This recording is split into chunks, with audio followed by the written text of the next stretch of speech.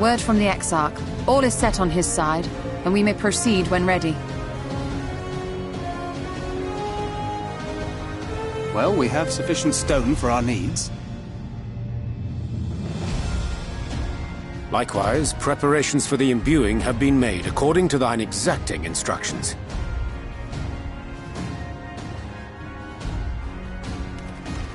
Then you need only say the word. Let us begin. See that everyone is in position. We shall catch Ffxiv, mountain and all.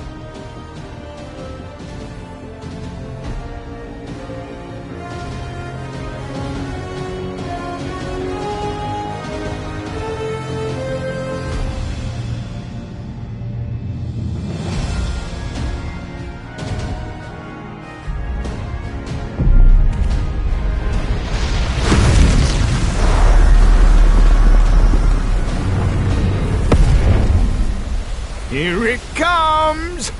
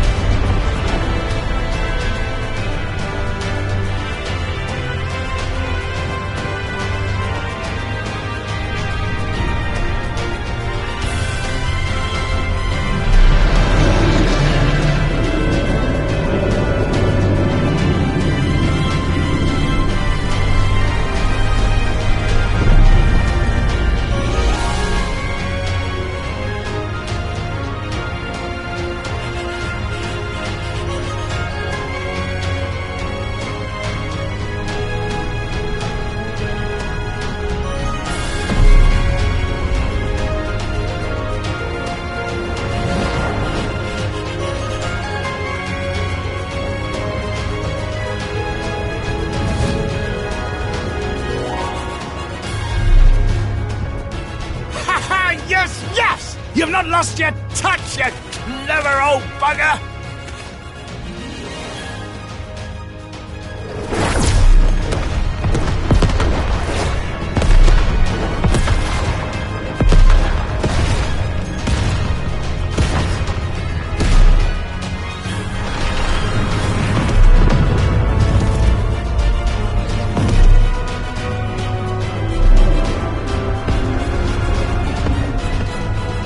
Do you see what they're doing? If its hands are damaged, it won't be able to cling to the mountain. Oh, I knew this was a terrible idea. Ffxiv marshals the Eaters to his defense. This was only to be expected.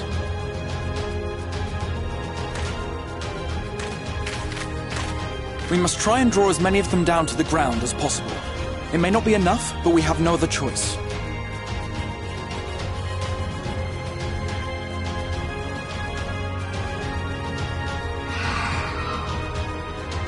Is that?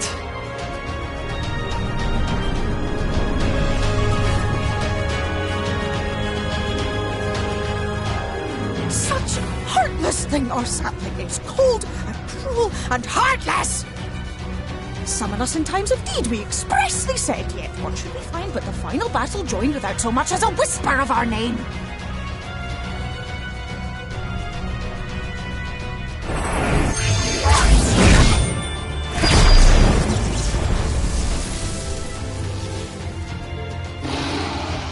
Yes, we may also have said that we Fae folk have no interest in the struggles of men.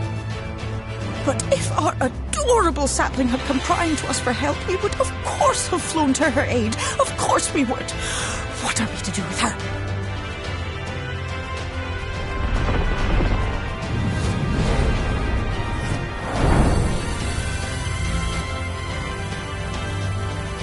We are so very, very sad.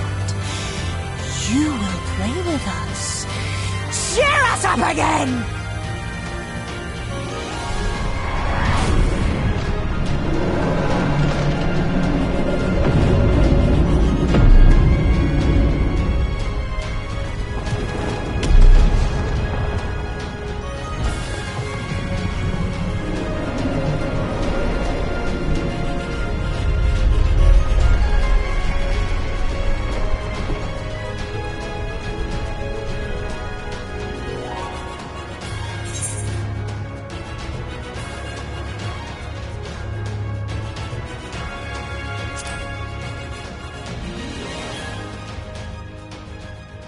This I did not expect, but I will gladly accept the help.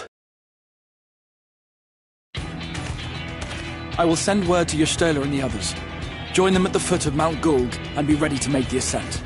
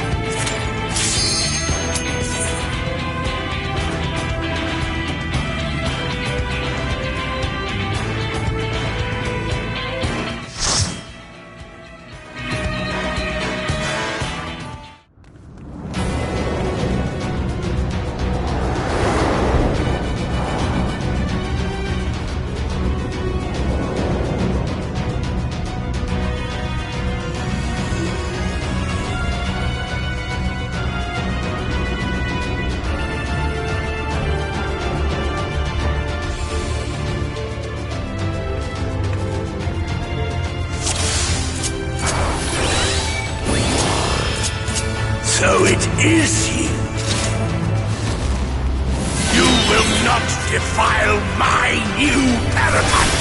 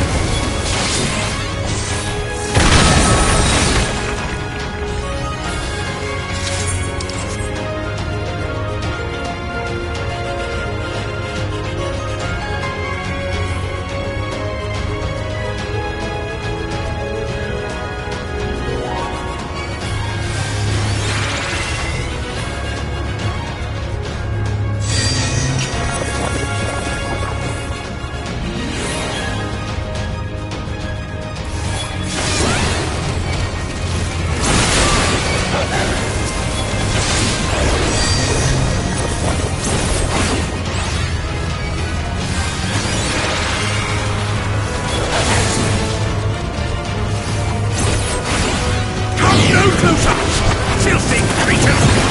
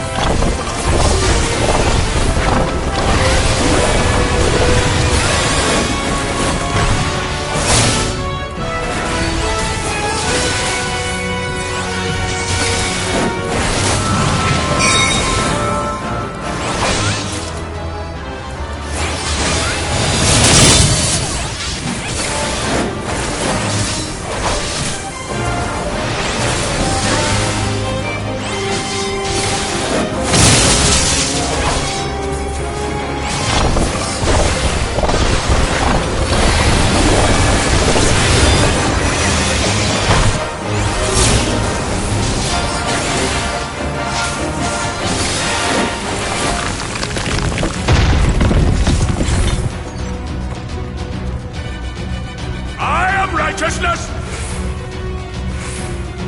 And righteousness will prevail!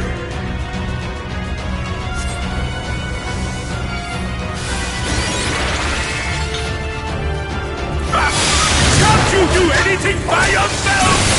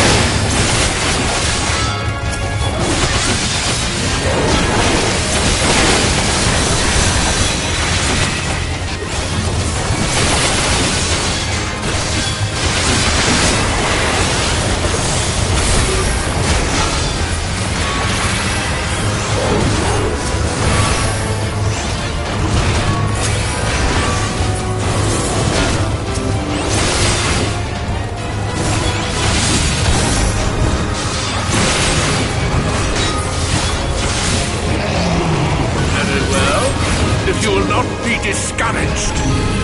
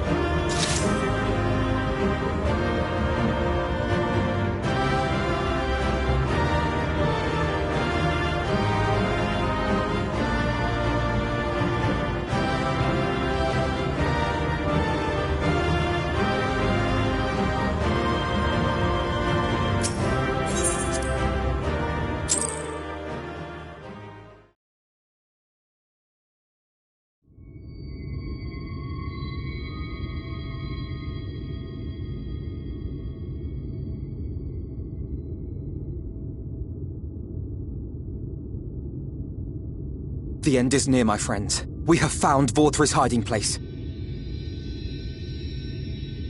Unrepentant villains! Will you not be satisfied until you have brought disaster down upon your own heads? By your wickedness, you stand to gain naught but ceaseless conflict.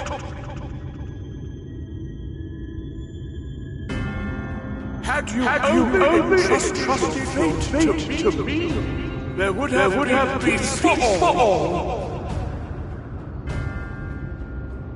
You could have lived bliss in my eternal paradise, free from the burdens of conscience and purpose.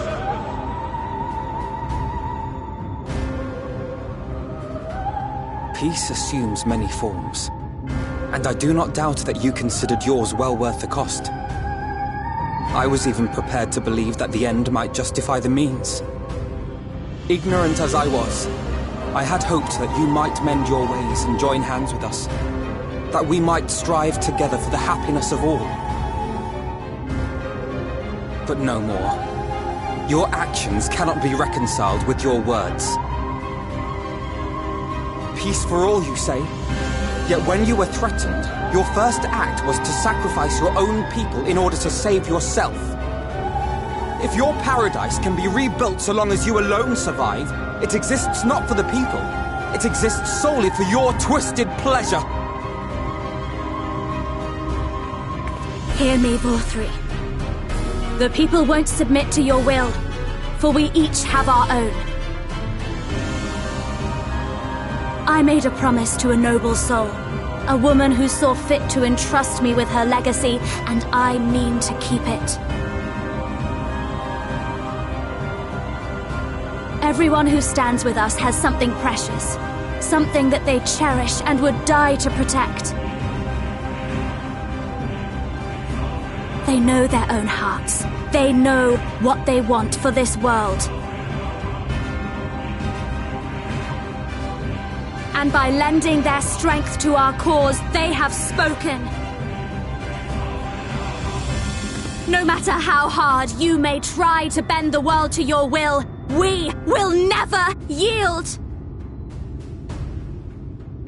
Silence! Not another word!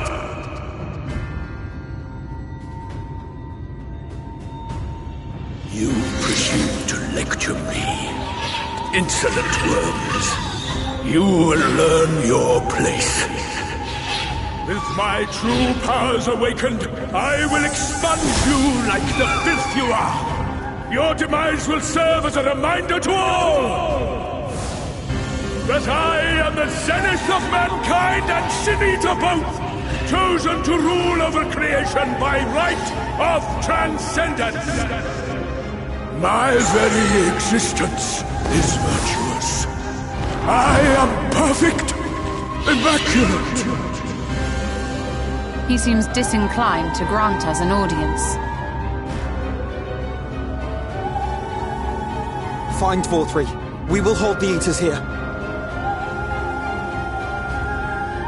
Come! Let's finish this!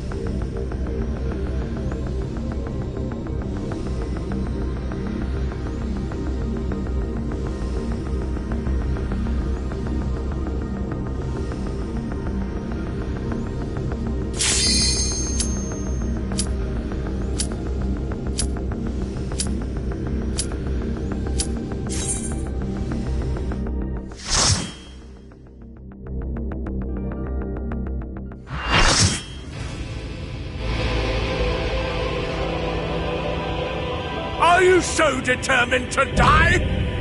One last chance, villains! Bow down and acknowledge your king! Your god!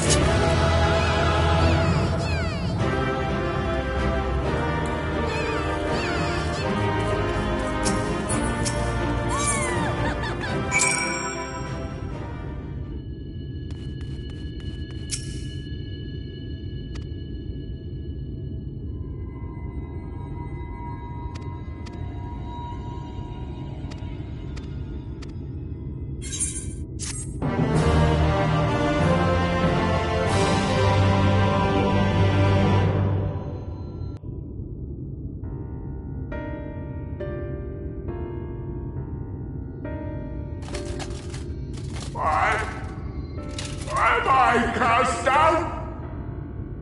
But it is you who are the villains.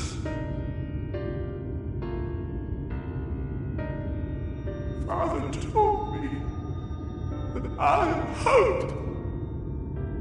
I am righteousness. That I am a god. That is why I was born, as man and sin eater both. I kept the people safe. They respected me, worshipped me. How can this be? I should be the one looking down at you.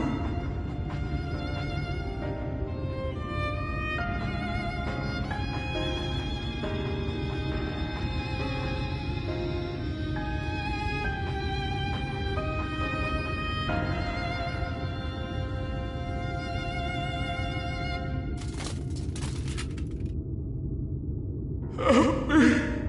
Damn you! I am your god!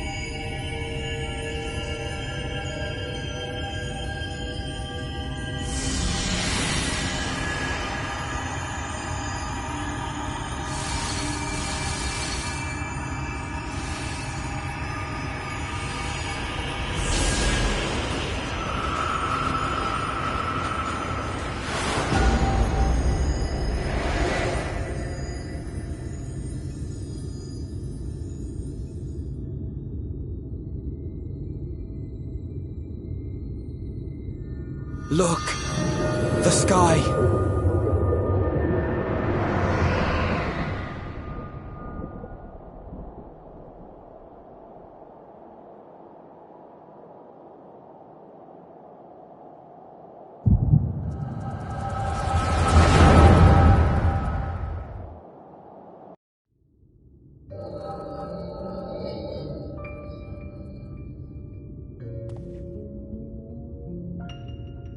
Fools!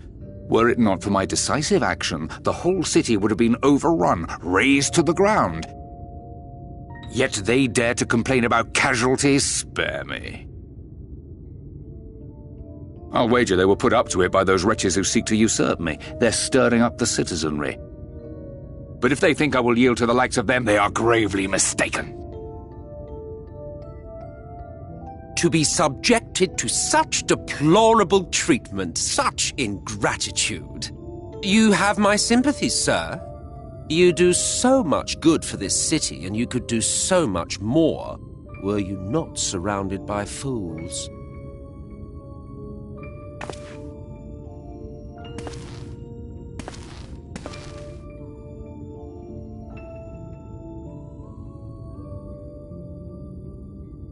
Who are you? You're not supposed to be in here. My apologies for the intrusion, but I come bearing a proposal, one that will ensure the longevity of your reign.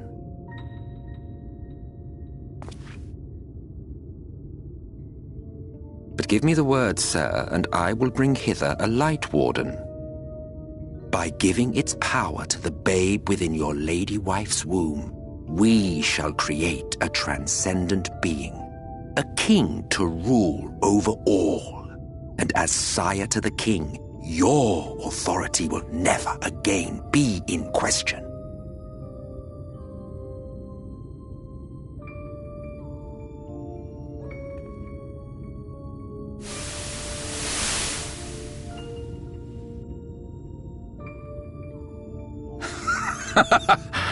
Amazing. Before my Vorthri, they behave as docile pets. With this gift, my line should be guaranteed power for perpetuity. We shall rule the whole world. By all means, sir. United under Yulmor's banner, men will cease fighting and abandon their ambitions. Thus, they will grow fat and complacent, and in their sloth, seal your supremacy.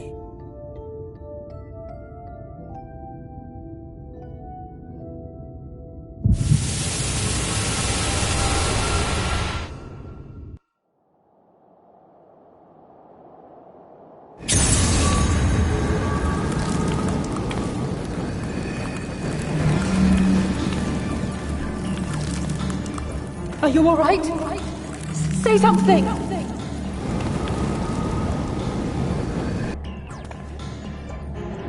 "12 for Fend. She cannot contain the light. She's beginning to turn. Urianger, if you've aught up your sleeve, now is the time.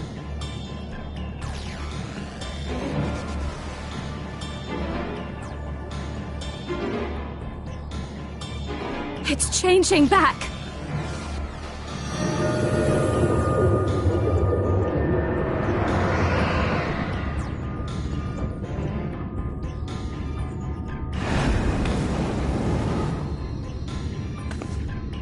The combined power of every Light Warden is too terrible a burden for any one soul to bear.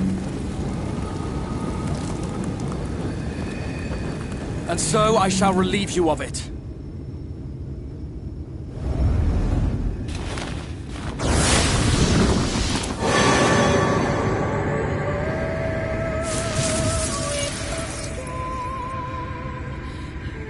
Exarch! What are you doing?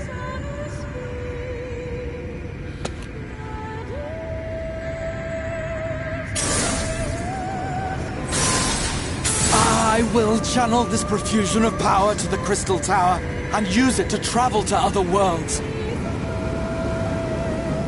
As I have dreamed of doing ever since I first learned of their existence.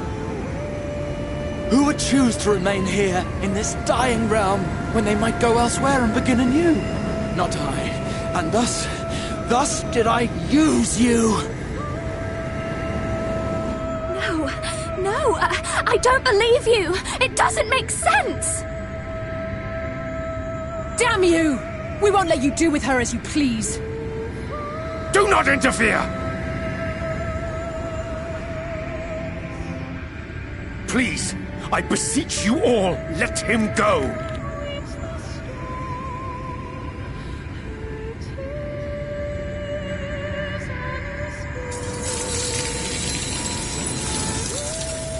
You knew of this, Urianger.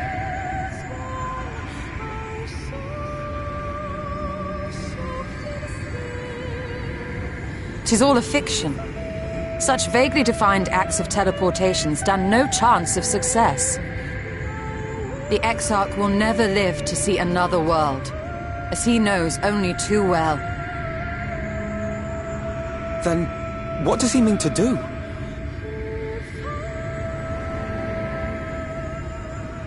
He means to take the light with him into the rift, where he will die. From the beginning, he intended to sacrifice himself to save our friend and Norvrend.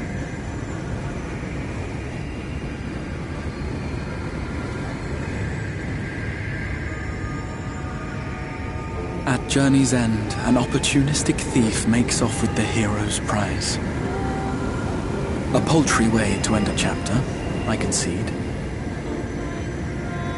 Yet your tale will continue, and my role in it will scarcely be remembered.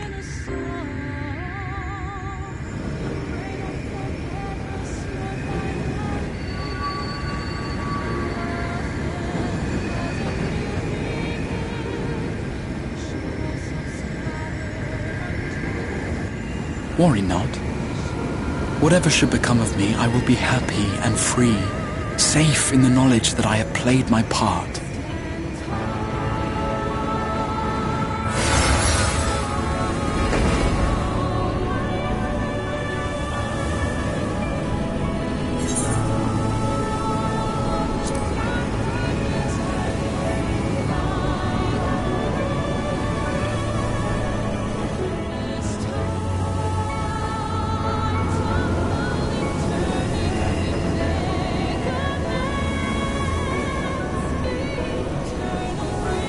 Thank you for fighting for this world, for believing. Fare you well, my friend, my inspiration.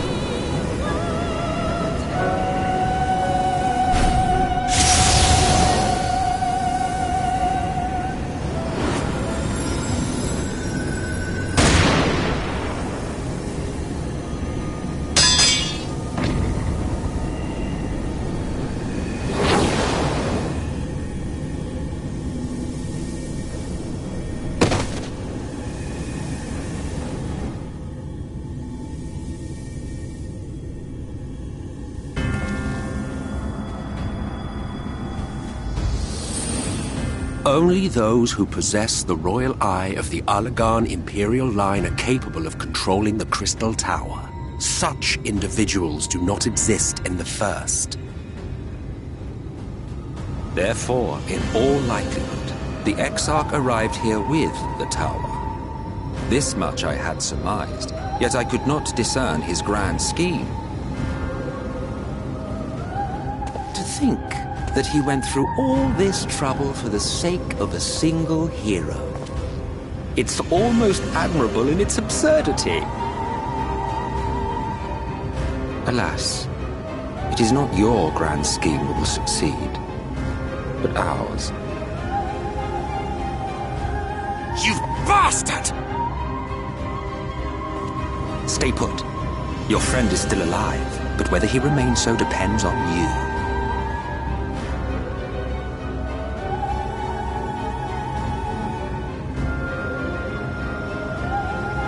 What a disappointment you turned out to be.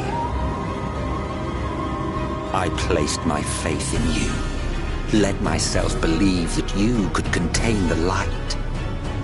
But look at you now, halfway to becoming a monster. You are unworthy of my patronage.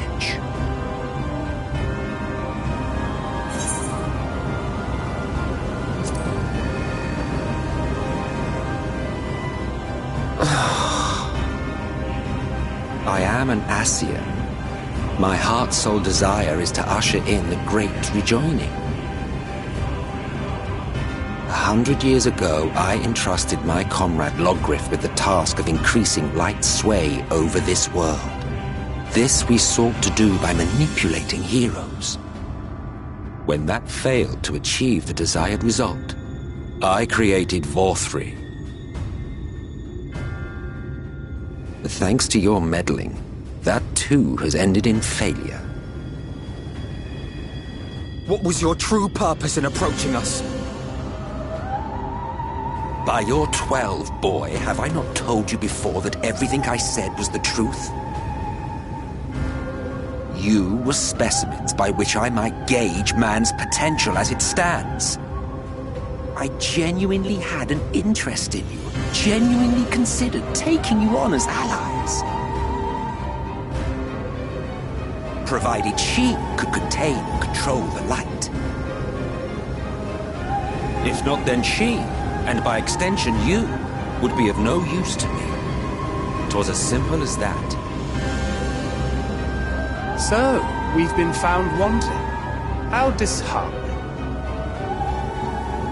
But even had we fulfilled your conditions, there was no guarantee that we would cooperate. What then? Then I simply kill you all. At the very least, it would restore the world to the way it was before you went about trouncing Light Wardens willy-nilly.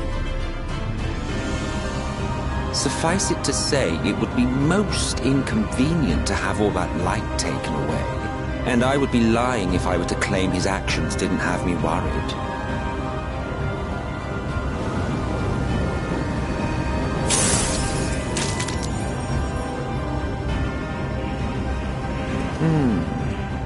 You still retain your form and your senses.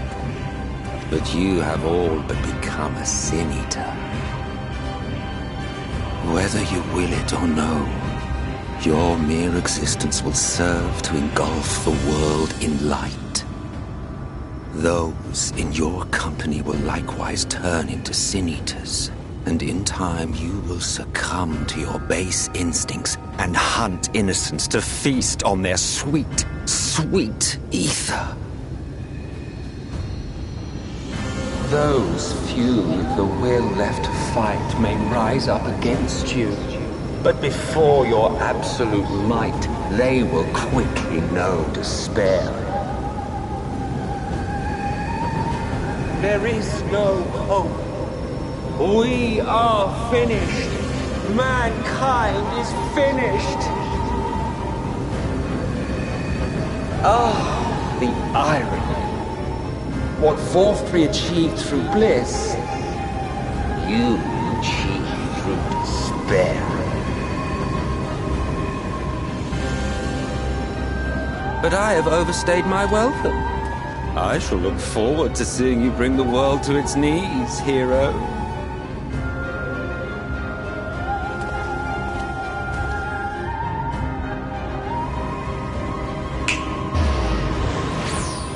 Exarch! I have naught to show for all the time and effort I invested in you. He is a small token for my troubles.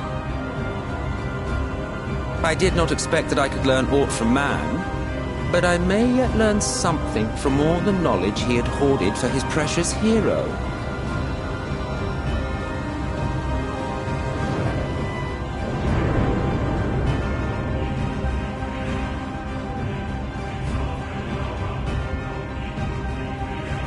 I pity you, I do.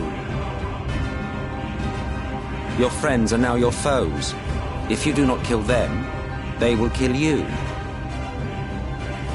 When it all becomes too much to bear, seek me out at my abode in the dark depths of the Tempest. There, you may complete your descent into madness with some dignity, far from prying eyes.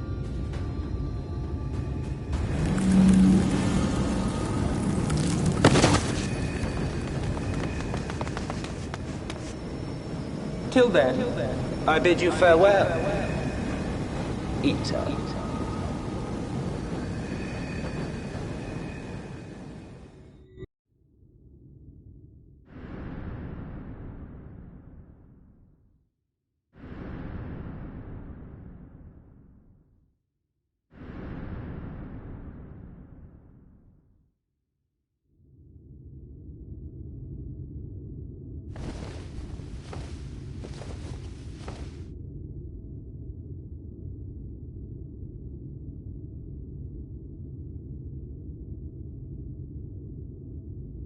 Ah, finally.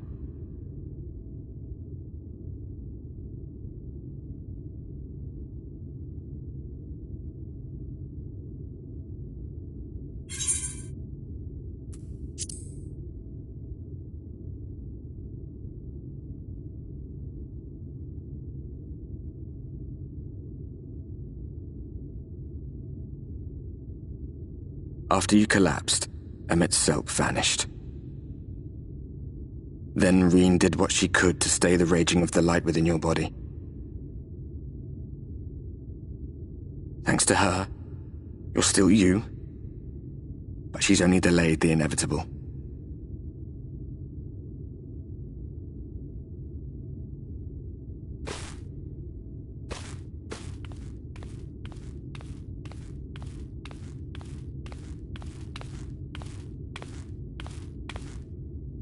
You're not going to like what you see, but you still need to see it.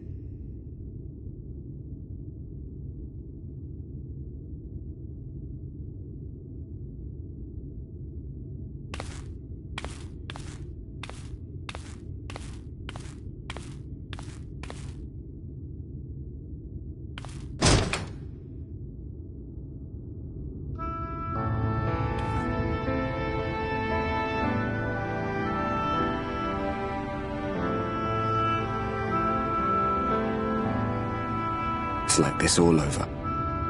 The whole of Norvrat is shrouded in light again. And it's because of you, and the power you absorbed from the Wardens.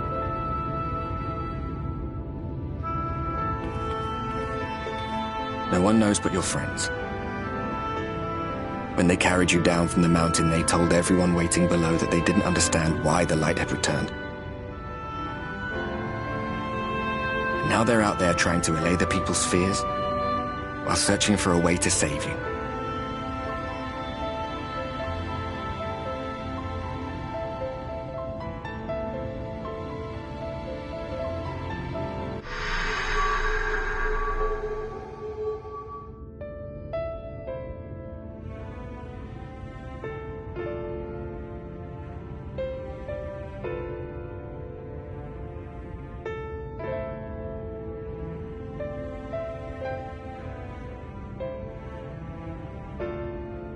If you're well enough to be up, you're well enough to get some fresh air. Better that than stewing in here. Go on. Go.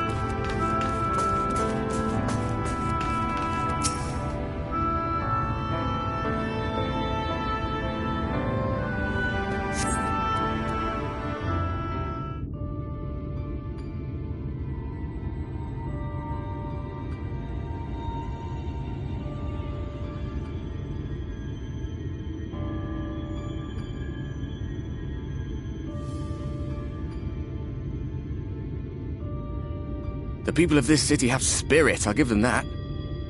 They've not lost the will to fight.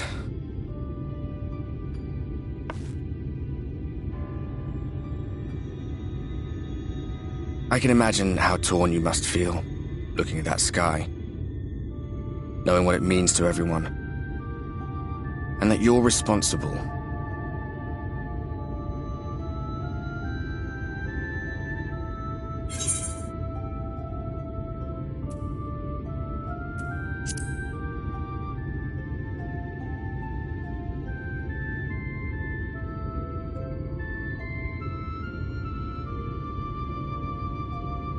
Aye, an all too familiar one.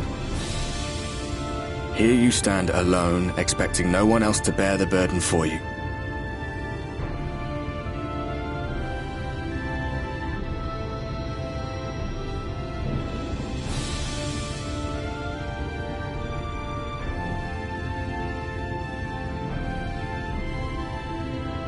You're in a corner, and there doesn't seem to be any obvious way out.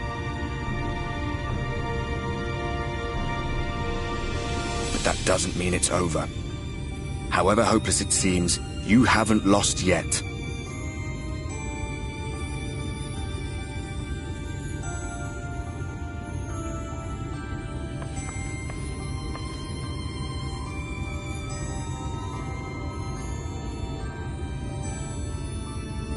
I remember looking up at the sky like this before.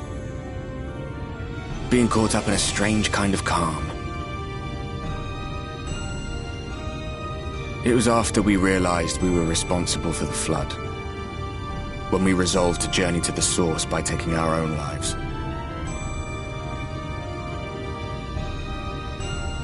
One last sacrifice, one last fight, one last failure. And then the Oracle appeared and, well, you know the rest. There were times in the years and decades that followed when I wondered if we might not have been better off just letting the rejoining happen.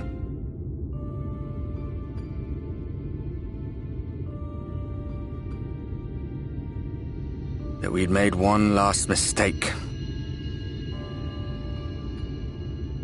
But seeing that giant Talos stir to life cured me of any doubts I still had. Always we took the burden of fighting upon ourselves. That's what heroes do, isn't it? And so we never had the chance to see anything like that. Our people coming together as one.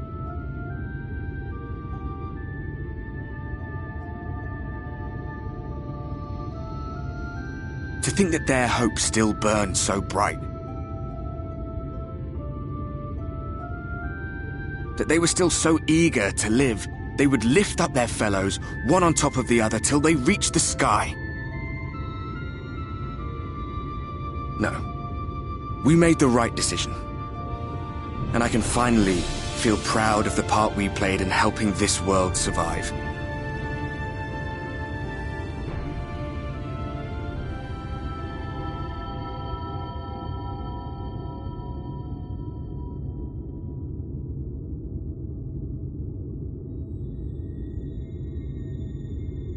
Well, come on then.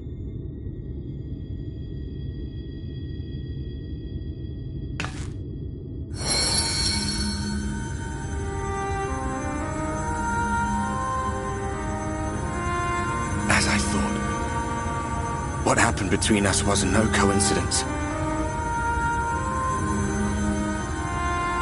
My story may be finished, but the fates have gifted me a minor role in yours.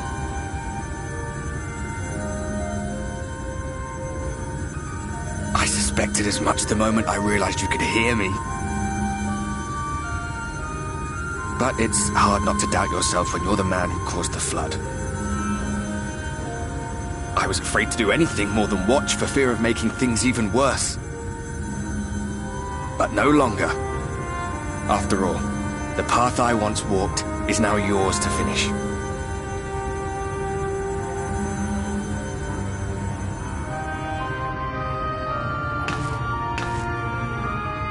For what it's worth, I cast my lot with yours. If you need a push, I'll be right there behind you. If you lose control, I'll do my best to stop you.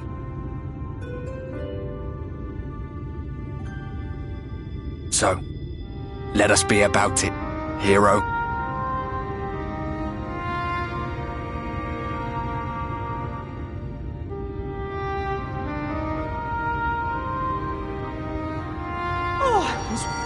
You were up here all alone, brooding and fretting and wallowing in your woes.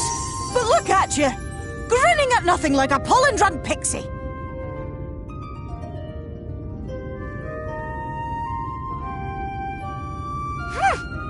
Look at what you've done to your ether. It's a mess. And you have cracks running all through that pretty soul of yours. My poor little sapling. Whatever am I to do with you?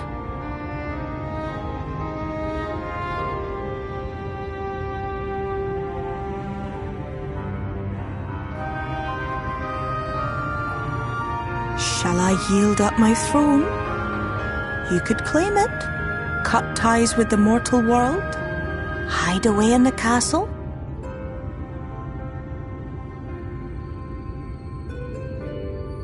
It won't fix the problem, but would it really matter? If any pesky heroes come calling with steel and magic, all of Ilmeg will rise up in your defense. My crown and scepter are yours, if you want them.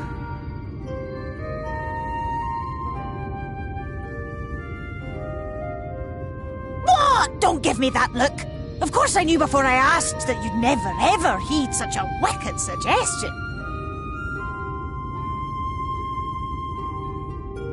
And besides, what would become of my precious and ephemeral flower?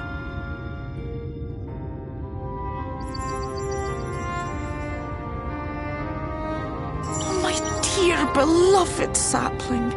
You are lost, confused, and have precious little time to gather your wits. Your kind is always so preoccupied with what lies ahead, and so we muddle your vision with fog and glamour. But such trickery is easy to see through. Stand very, very still. Think not of where you need to go, but where you are right now at this moment, at this time, in this place.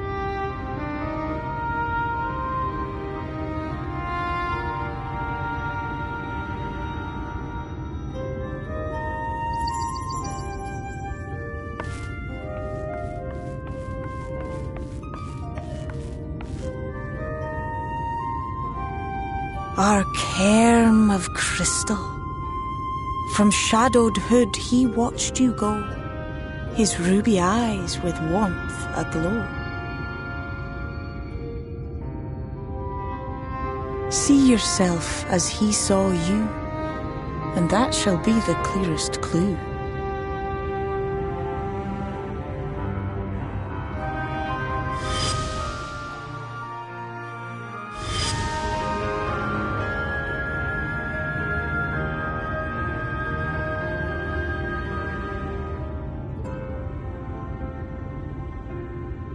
You stand in his garden, dear sapling.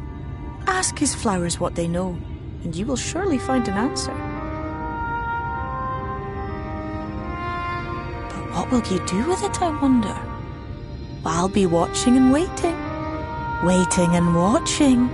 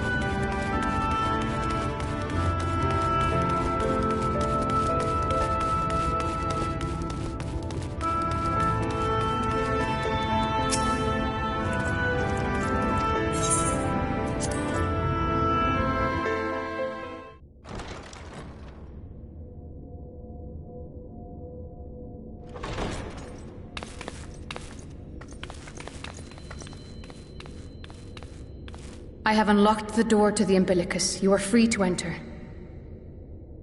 Once you have what you require, I'll see it sealed once more. Until then, I will remain without.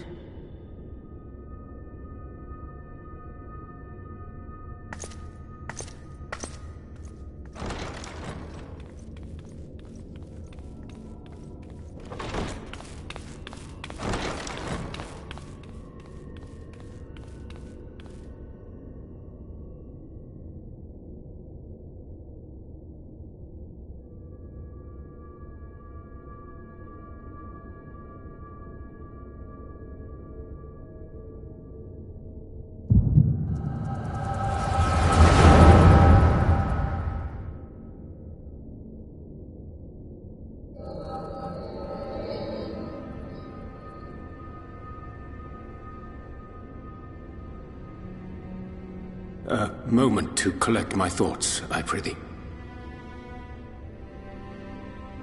Thy true name is Grahatia, then? By thy claims, thou too art a native of the Source, though from an age beyond our own, when the 8th umbral calamity hath visited devastation upon our star. Thou hast, by subtle means, reached across the boundaries of time and space to unsow the seeds of catastrophe, ere its creeping vines drag our champion unto an early grave. In essence, yes. A difficult story to swallow, I am sure.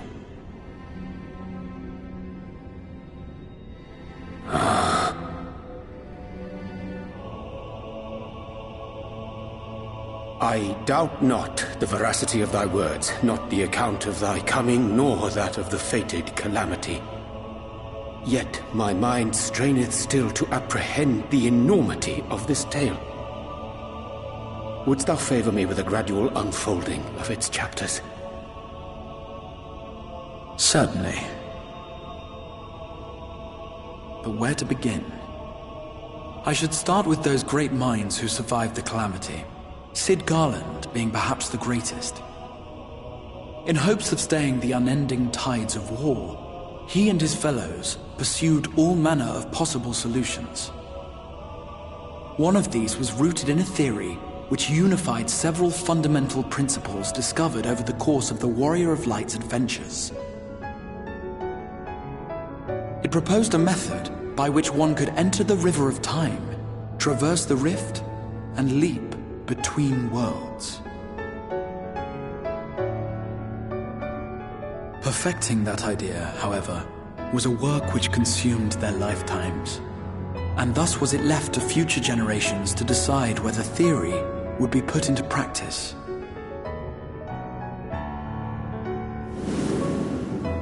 But all the while, the world continued to burn. Hope was a feeble outpost, beset on all sides by thievery and misery and murder. People cried out in despair, "There is no hope! We are finished! Mankind is finished!"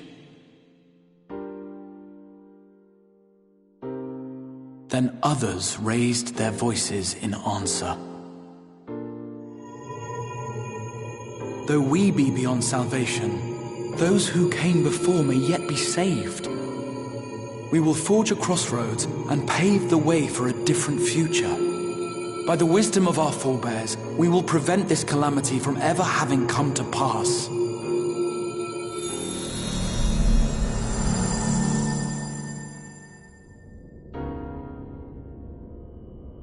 The fighting went on unabated, but some few took up Cid's research and labored to realize those impossible ideas. After 2 centuries of labor, their descendants finally succeeded in awakening the Crystal Tower, an integral part of the process, and, in doing so, roused its caretaker, me.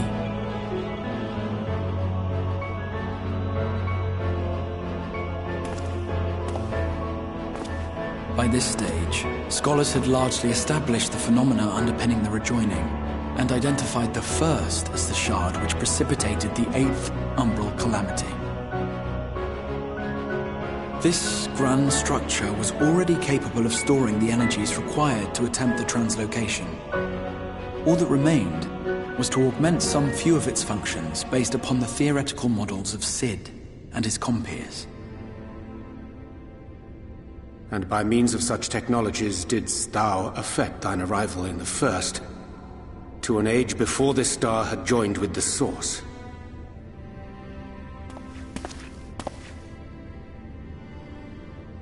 Some while before, as it turned out. 'Tis all but impossible to predict how time will flow between one world and the next, and we missed our mark by almost an entire century. But this only worked in our favor.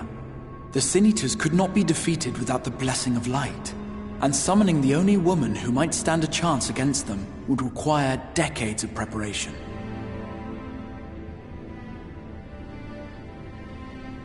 An undertaking of scarce credible endurance. That thou hast kept thy plan from falling into disarray these many years bordereth on the miraculous. Yet howsoever history be rewritten, thy present self was shaped by events which followed the calamity. Should said catastrophe be averted, the very skein of thine existence will unravel. Surely thou hast foreseen this. I am aware of the consequences. 'Tis for that very reason Cid and his colleagues bequeathed their legacy as an offering, and not an edict. To give all of oneself for the happiness of others, and with no promise of reward, 'tis a hard thing to ask.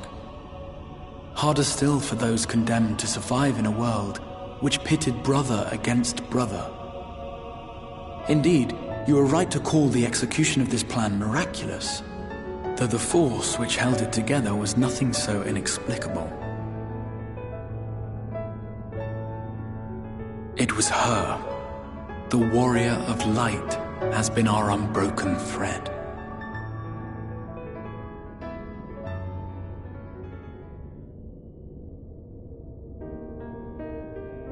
Where others would stumble and fall, she would rise above. Where others would break and run, she would carry on. The warrior of light's tale is one of unyielding bravery. To tell it was to feel courage. To hear it was to feel hope. It was a breath of inspiration in an age of suffocating shadow. In the histories of a fallen nation was our hero hailed as its greatest ally. In the time-worn pages of a noble's memoirs were her deeds joyously retold. For many, these stories were the flame which warmed them through the coldest of nights.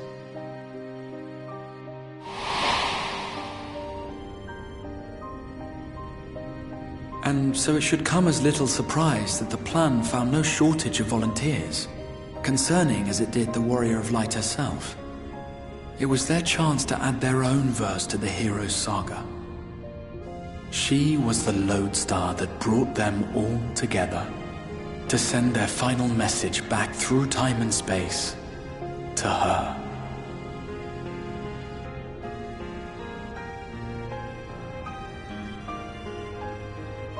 The light of your legacy was our torch in the darkness. Burn bright again and live.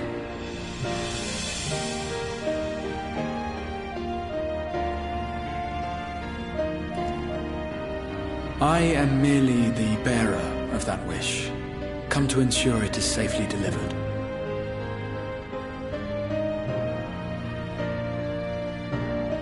Wherefore sharest thou this burden with me and no other? What wouldst thou have me say?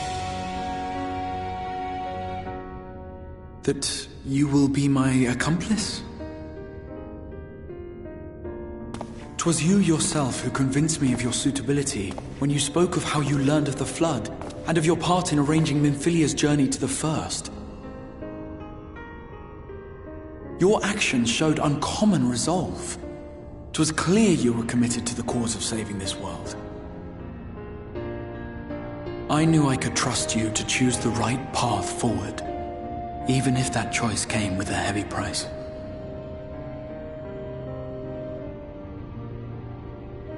What price?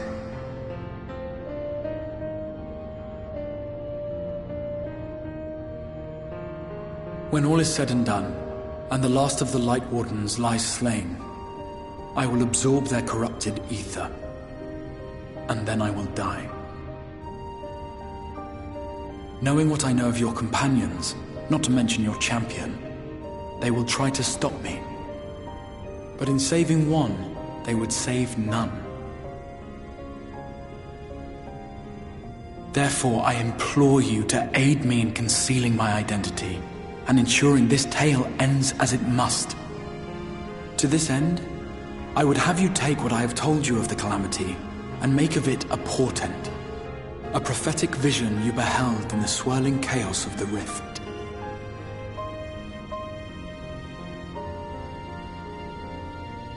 Is this truly thy wish?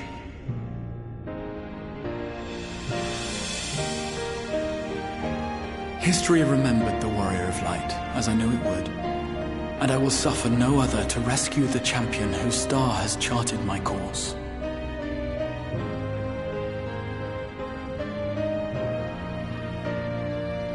I will see this tale to a happy end, my friend. There has been enough tragedy.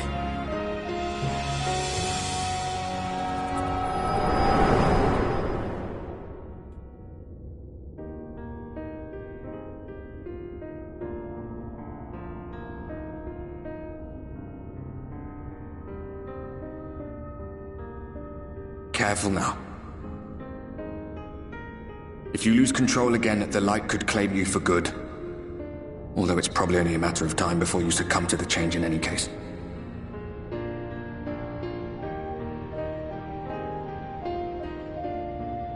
What do you mean to do?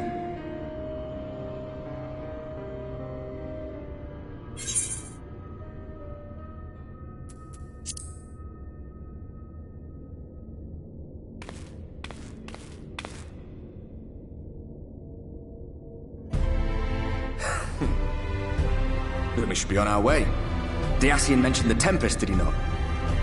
That's the stormy seas around Calusia to you. His lair must be down there somewhere, hidden beneath the waves.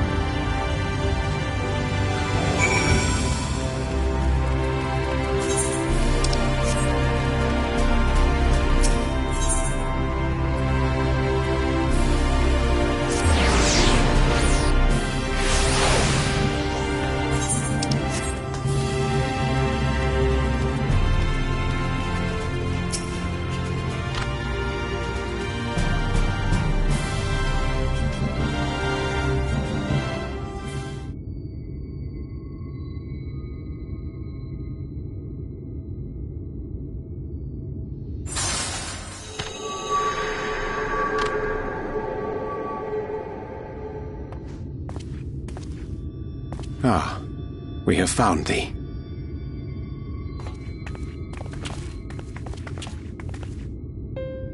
Word reached us of thy recovery, and thus did we gather with all haste.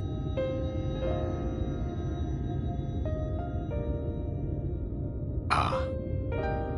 By thy looks I gather thou hast gleaned that which I came to tell thee.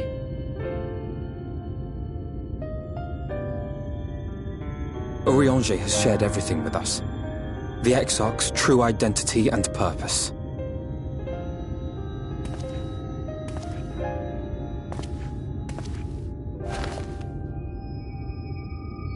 I offer no excuses. When I agreed to aid the Exarch with his plans, 'twas in full acceptance of the condemnation I would face when my duplicity was laid bare. Yet it is not rancor, but resolve that I sense in thee. Thou art fully intent upon walking thy path to its end, art thou not? If thou canst forgive my deception, or, failing that, set aside thy displeasure for a time, I do beg leave to follow thee.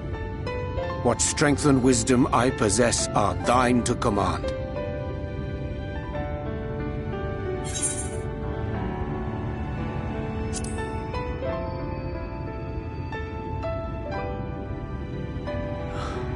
I thank thee. Doubt not but that I will do all in my power to repay thy kindness and fulfill the Exarch's wishes.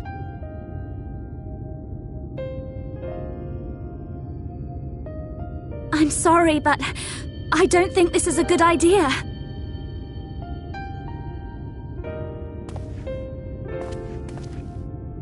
Leaving the Crystarium, I mean, with or without Urianger. What I did for you won't last forever.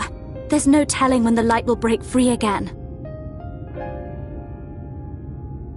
Please, you must stay here, at least for a little while longer. We will find a way to cure this, I promise you.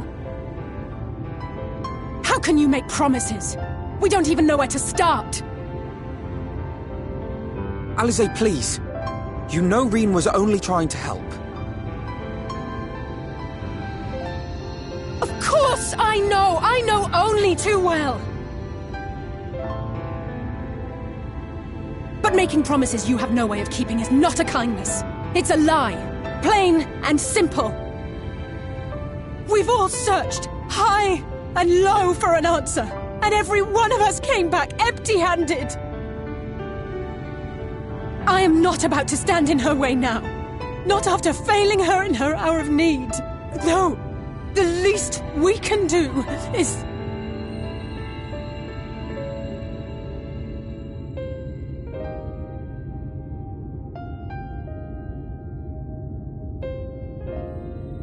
We will go with you as well. There is naught to be gained by standing still. Indeed, we have exhausted every other avenue. Lead, and we shall follow. If there is any hope to be found, then we will surely find it at your side. Are we all in agreement, then?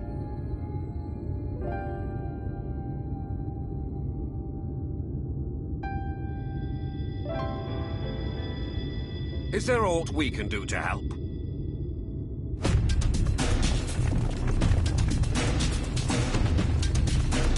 Though we may not know the whole story, we do know you're in for a fight. And while the Exarch's away, it falls to the rest of us to see the Warrior of Darkness is given a proper send-off. You told them! No! Well, not in so many words.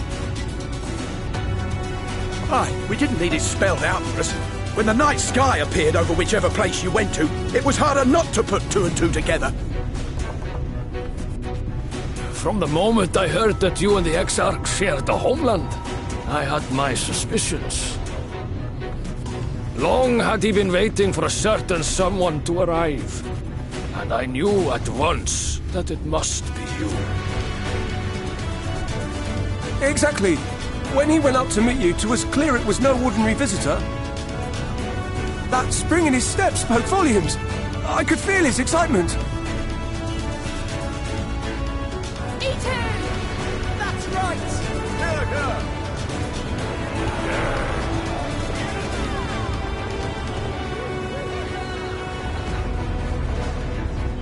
We do not fully understand where you or the Exarch hail from, or why you've all done so much to protect us.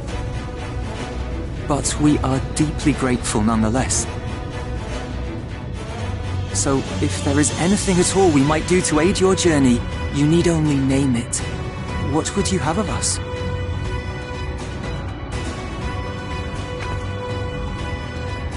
You might have invited them to join us, where there are not so many. But come, they are waiting. What is your will, O warrior of darkness?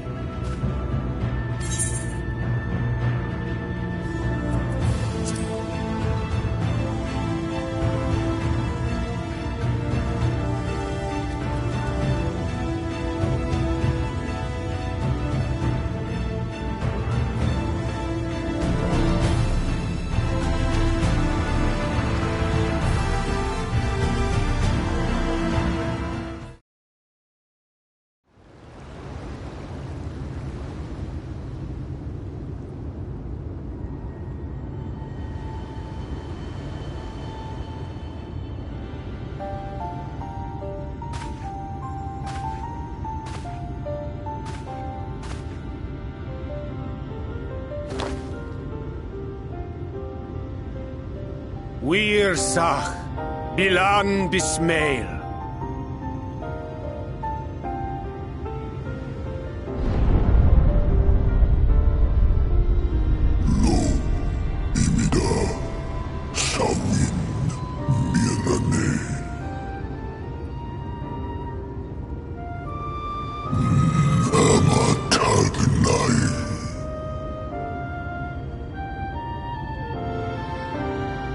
Fallen si lor wislan, ada si alinal.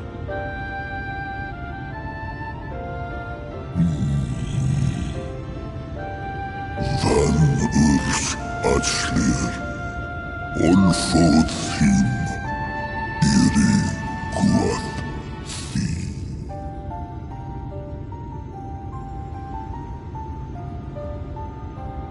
Oh dear. I don't need to speak Fae to know that didn't go well.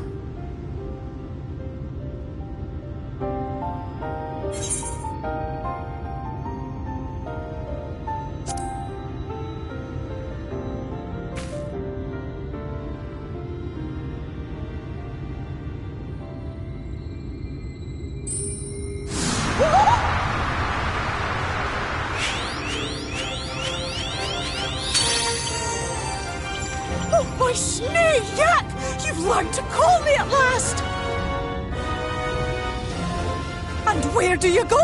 On a trip? A journey? I knew you wouldn't give up without a fight. Oh, my precious mortal, I shall help you in any way I can.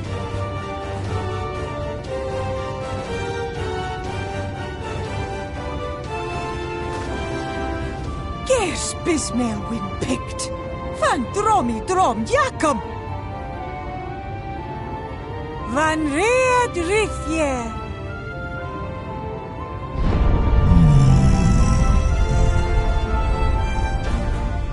Ahai ulla, sahawin wisk.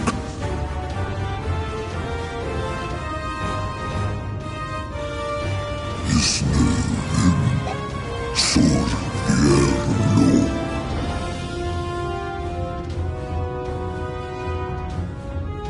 Be sure to scrub this one's teeth for him upon your return. It's only got manners. It will be done, Your Majesty. Our deepest thanks for your timely intervention. An agreement is reached and your departure is at hand. You wingless ones best hold on tight. May the blessings of the Fae keep you safe, Inba.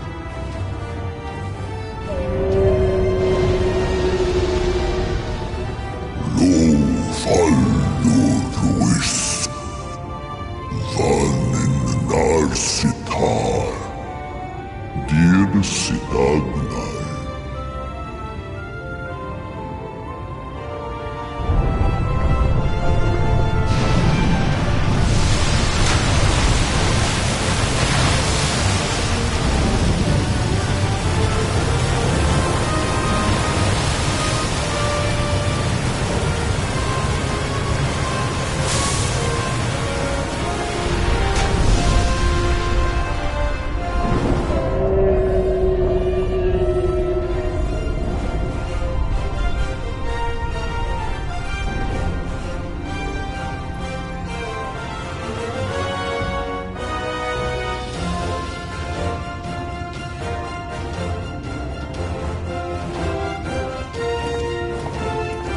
And just like that, it's all gone back to the way it was. What was you expecting? 100 years of honey and rainbows?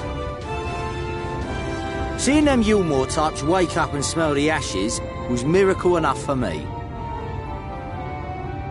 The magic in the air when that ladder started moving. And when that great hulking Talos rose up. Gods. I could live 1,000 years and never behold anything so amazing.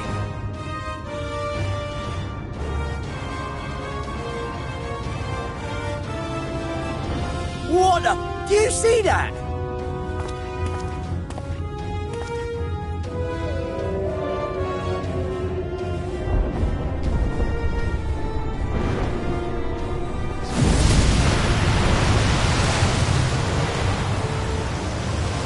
What a monster! Where did it even come from?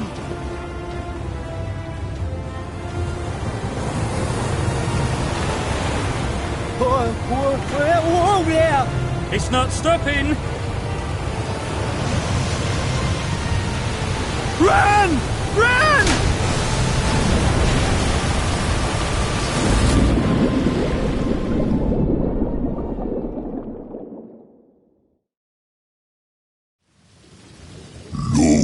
Vanana Anna Tilden Sidok Iri Halvsi Funne Aktva Von Jasni Tagnai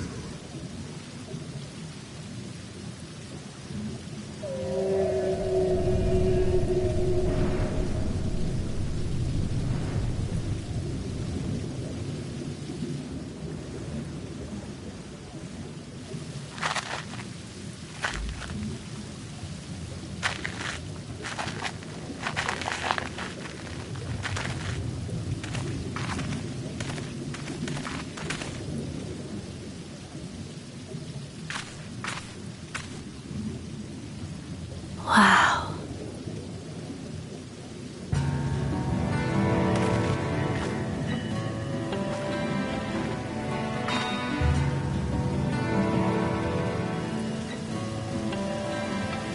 The breath of Bismarck. See how it swells to form a dome beneath the waves? The waters recede. The tempest's floor is laid bare. In defiance of the blinding sky, this place holds fast to its gloom. The last refuge of he who denies the light with every fiber of his being.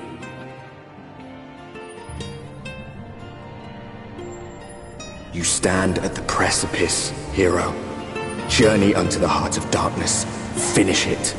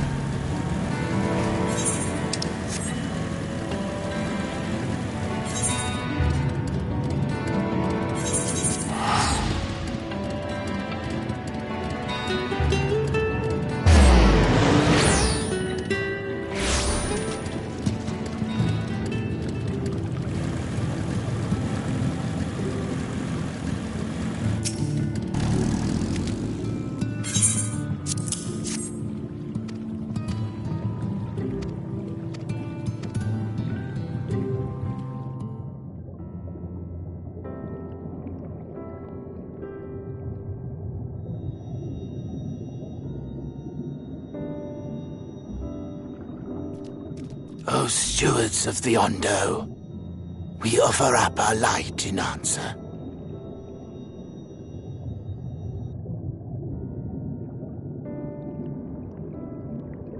That crystal you showed the artisan.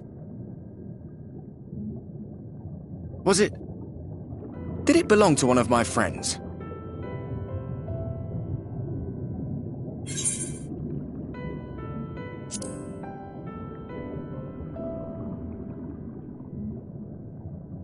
I tried to give you a measure of privacy. No one wants a spirit looking over their shoulder every moment of the day. So tell me, if you would, how did you come across that crystal?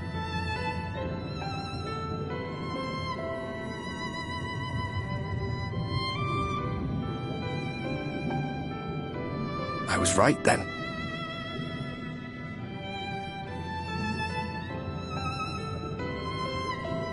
Strange that I should learn such things now, after they're long gone. They were fine friends, every one of them. I didn't expect death to teach me so much.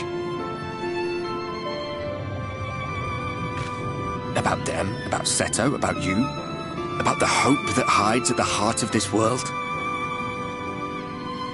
I've never been one for idle chit-chat, but if by some miracle I could see them all again, I doubt I would ever stop talking. I'm grateful I got to bend your ear, at least.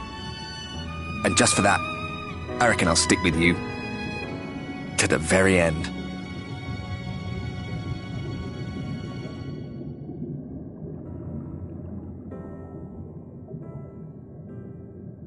Apologies, we were a little late to the gathering.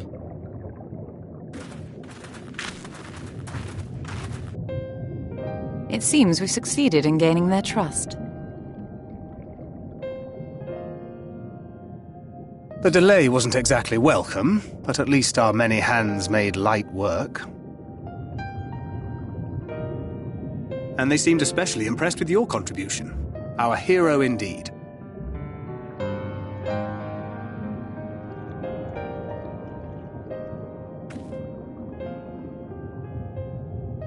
Y'shtola was telling us those structures may date back to the age of the Ascians.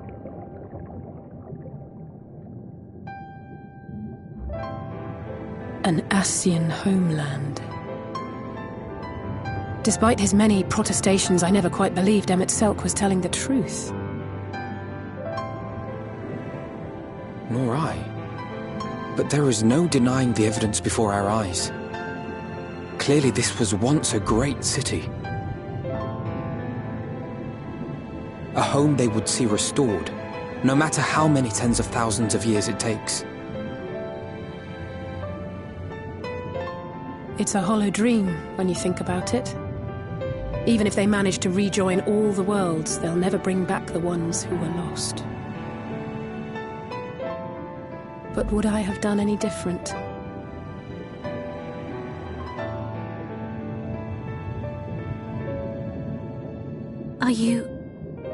How are you feeling?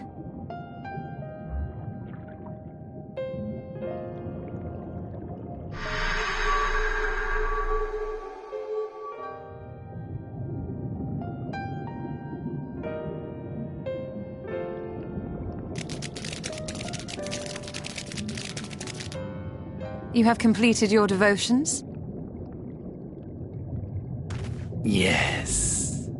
To the honored ancients have we offered up our prayers and our gratitude.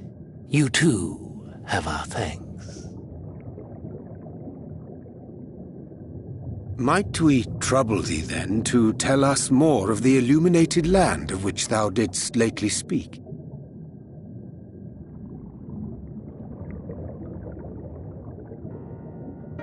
To the west of here lies a great trench. Some days ago, a light appeared in that endless darkness. Curious, we ventured closer and discovered in the depths an entire city.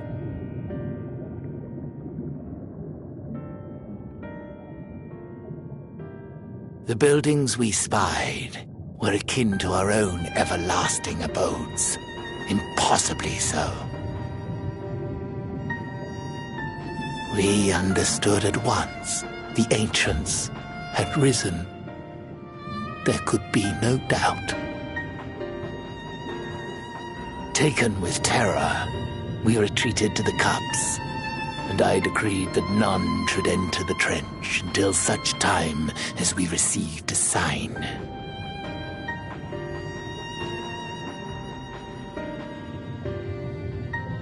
Might it still be possible to reach this city of the ancients? With no water to drown you, a finless one could now travel there. Yes. I am convinced you are the sign for which we have been waiting. My people will show you the way.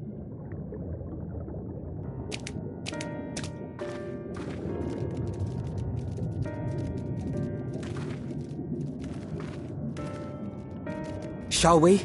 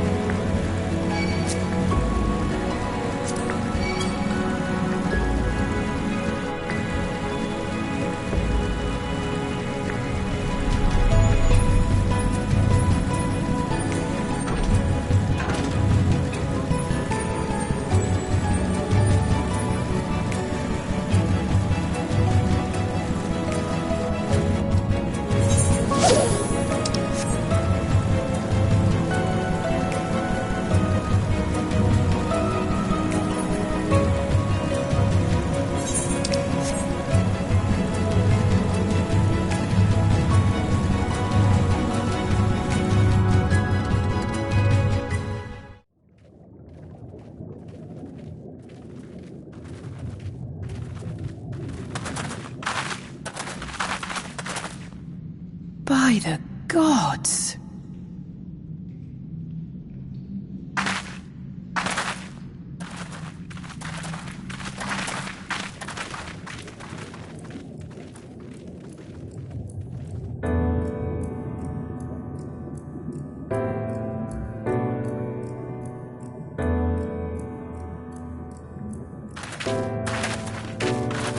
When Biondo spoke of a city, I did not think they meant an actual city.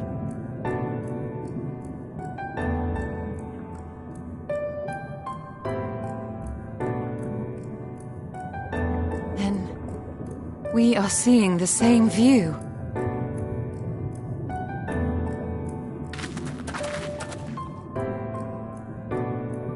The remnants in the Ondo settlement were solid, material structures. But these...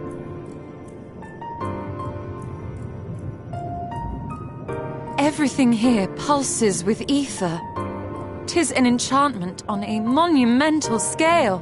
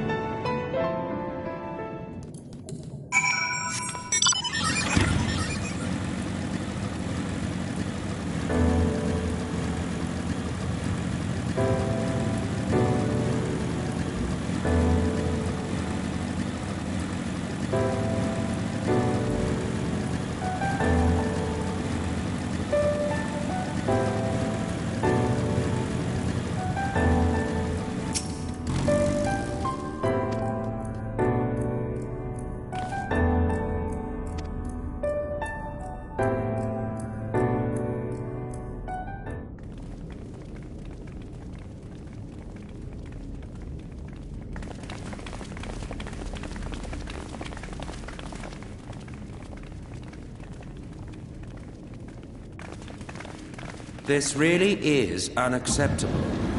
I gave you very specific instructions. Emmett Selk.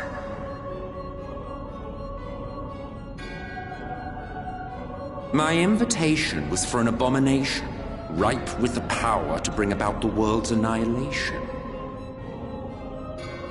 Not this half-broken thing.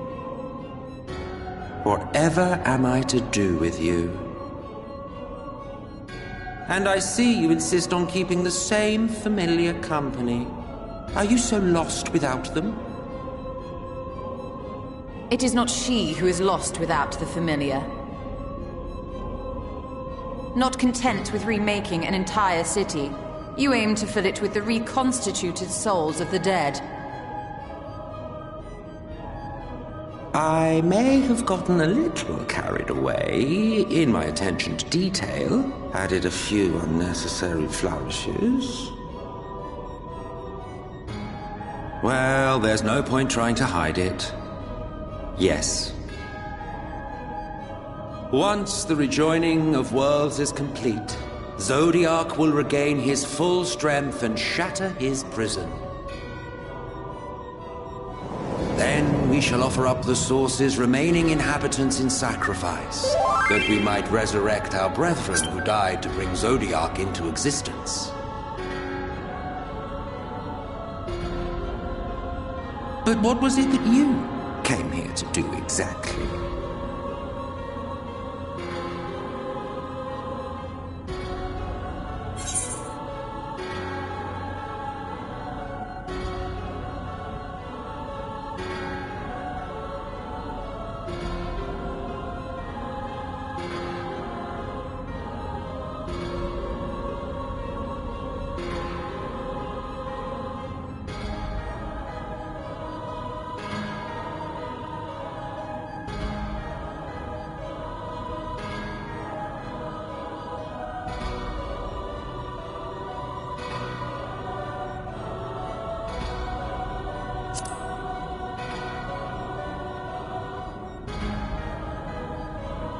Did you now?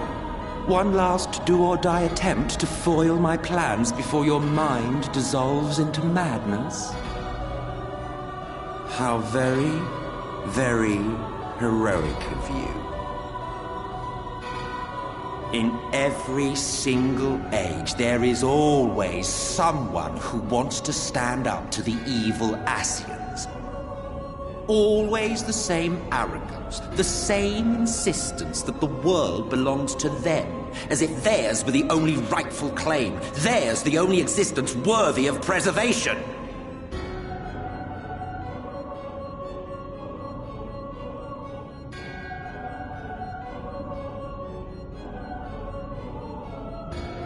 Even now, after everything, you refuse to see reason. You think it unfair that you are subject to suffering? That your lives will be sacrificed for the ancients? Look at me! I have lived 1,000 of your lives. I have broken bread with you, fought with you, grown ill, grown old, sired children, and yes, welcomed death's sweet embrace. For eons have I measured your worth and found you wanting. Too weak and feeble-minded to serve as stewards of any star.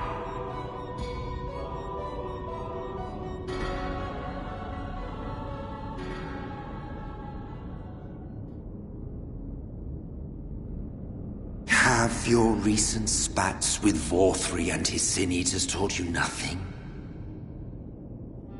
Have you not learned that your ignorance and frailty beget only endless misery?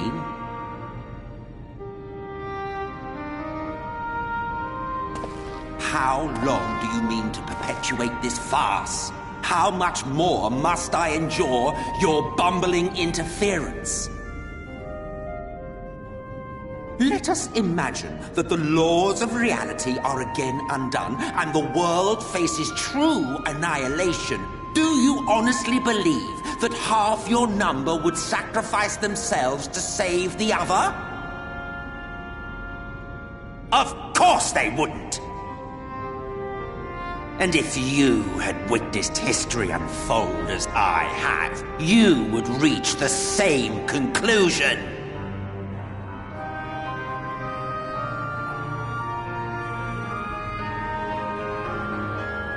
You cannot be entrusted with our legacy. I will bring back our brethren, our friends, our loved ones. The world belongs to us and us alone.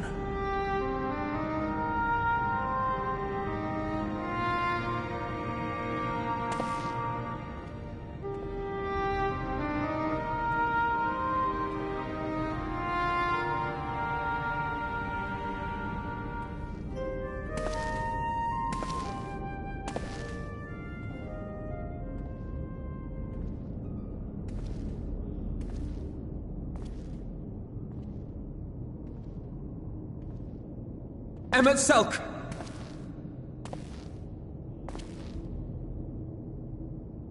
We understand, truly, but it makes no difference. The ones you love are in the past, while ours are here in the present.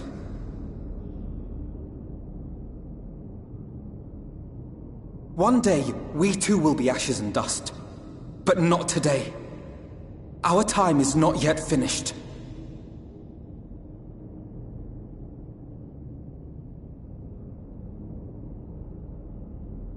We share your conviction, and that is why we will not abandon our course.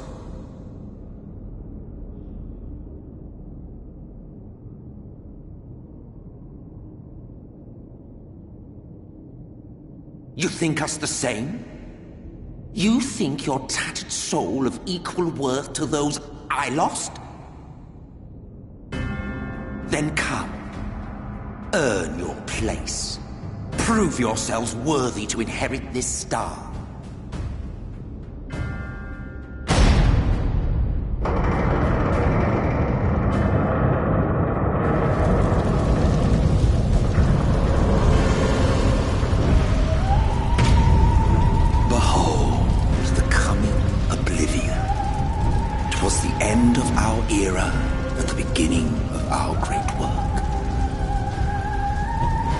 Fitting backdrop for your final judgment.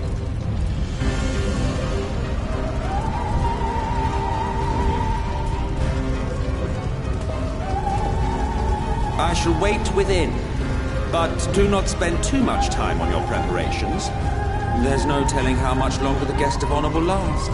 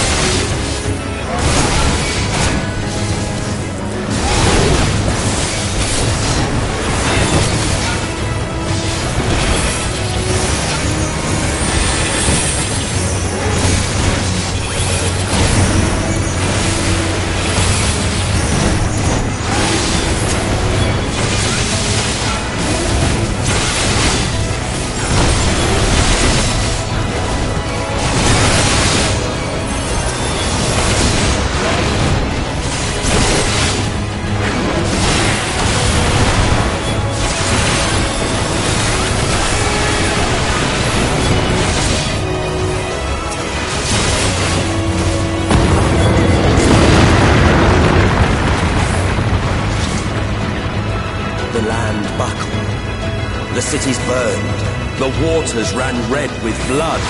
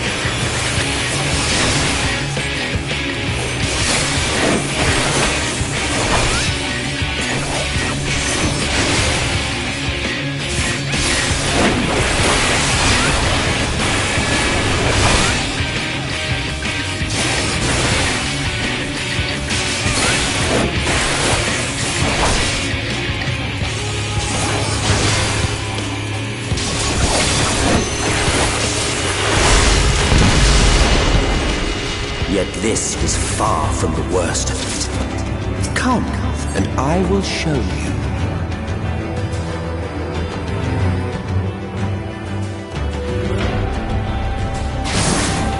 Just a little further, and you will see the end of a world.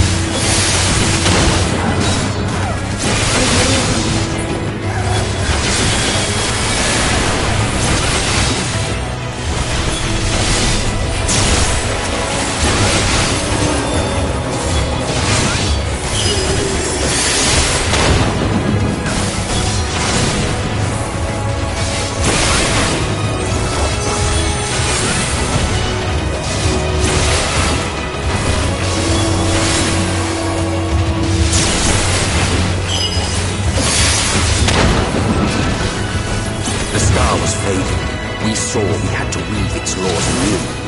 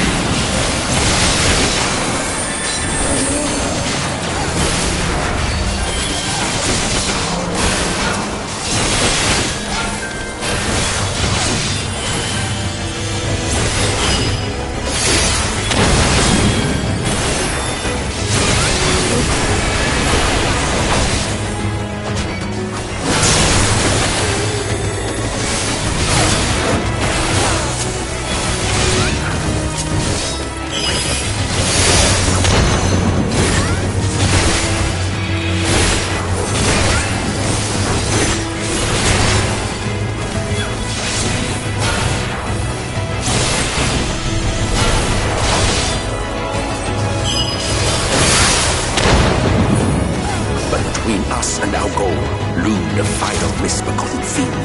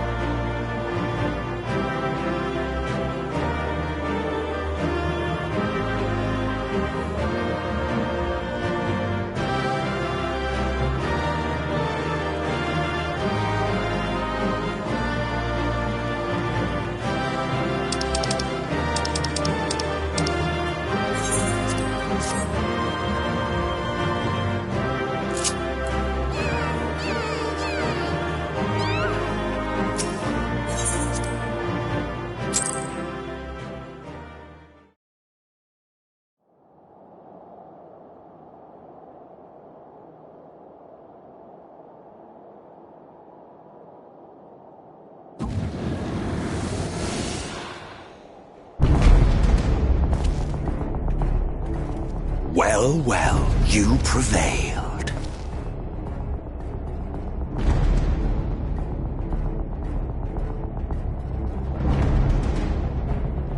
Nevertheless...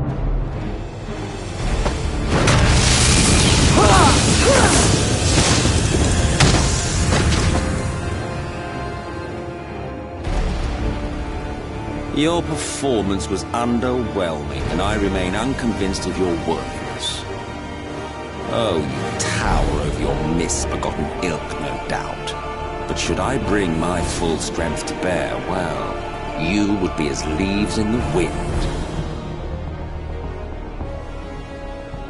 The gulf between us is a reflection of the disparity between the world as it was and what it has become.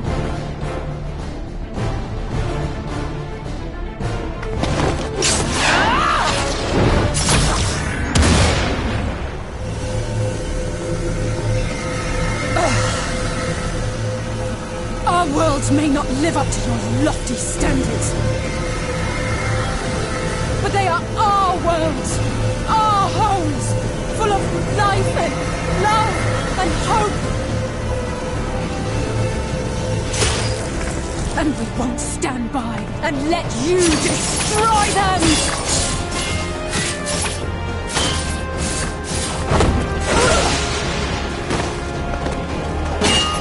Alizé!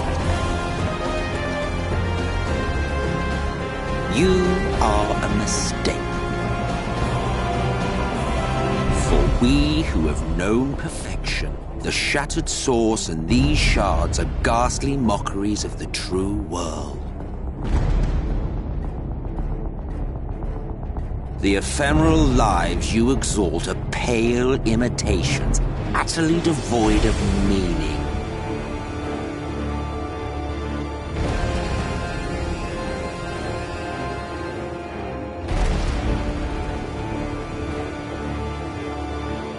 Belittle us all you like, but we will rise again and again, and give the lie to your insults through word and deed. We define our worth, not the circumstances of our creation. More prattle.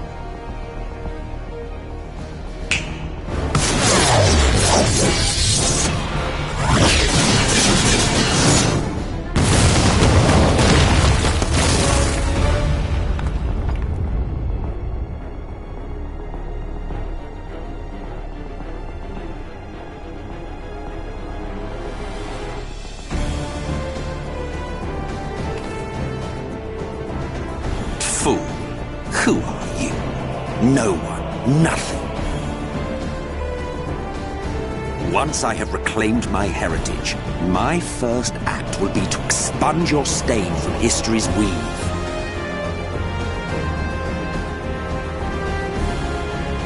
My world will have no need for heroes.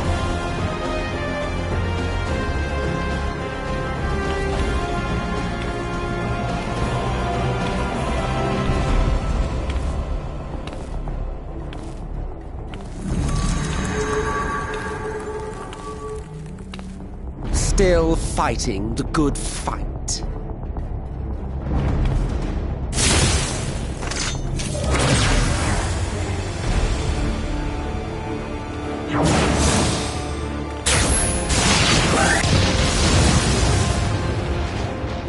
It is true that all we hold dear is fated to fade away.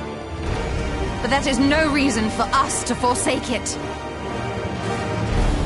To take what steps we may, and thus mark the road for those who would follow. To strive for the best of all futures. Be this not also thy purpose?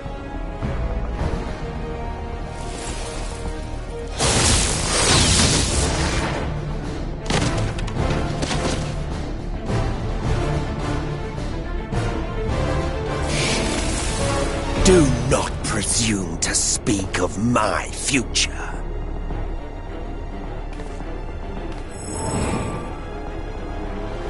And you? Why waste your final moments in futile defiance? Weary wanderer. You've no fight left to fight, no life left to live.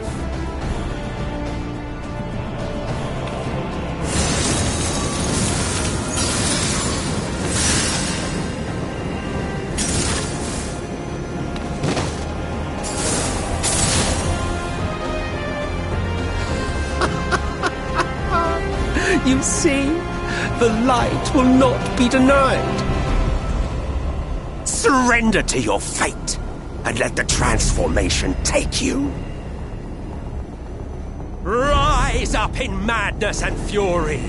Devour the vermin infesting the land which is rightfully ours.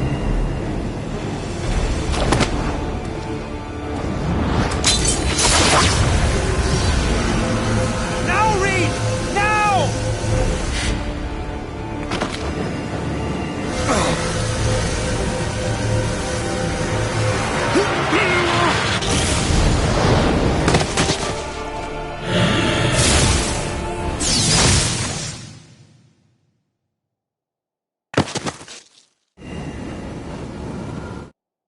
Fight it! You have to hold on!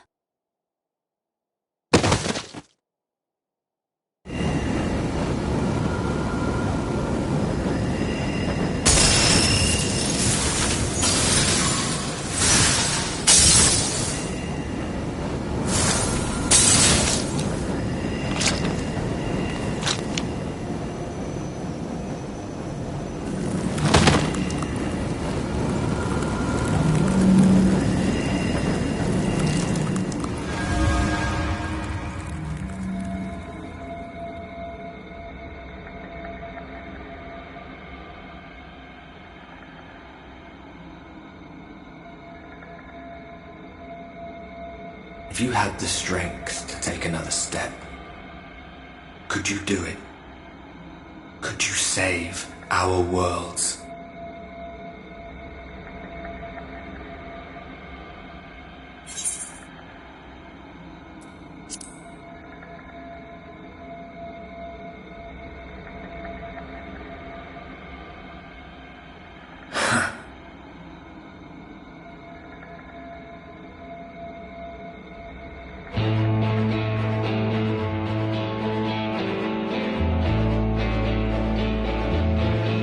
Take it. We fight as one.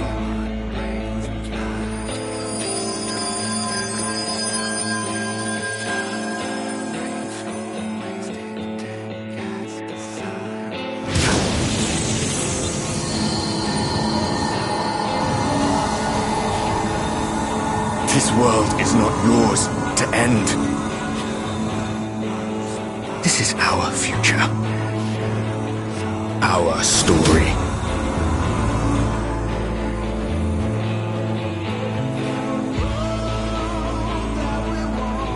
No, it can't be.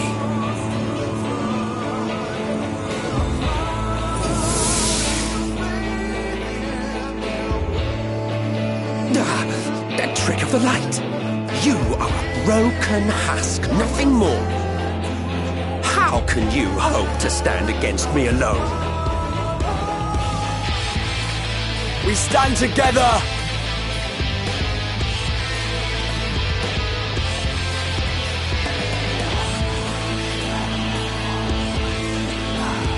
How do...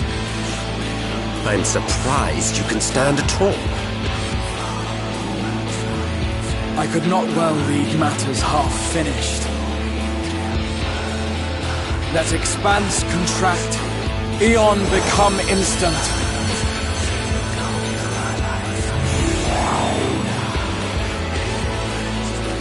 Champions from beyond the rift, heed my call!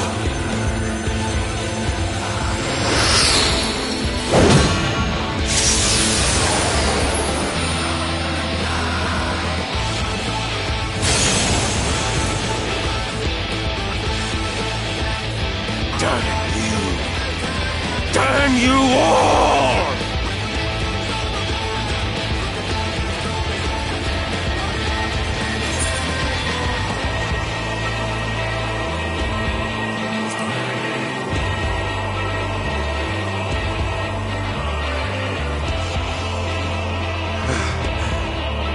Very well. Let us proceed to your final judgment. The victor shall write the tale, and the vanquished become its villain.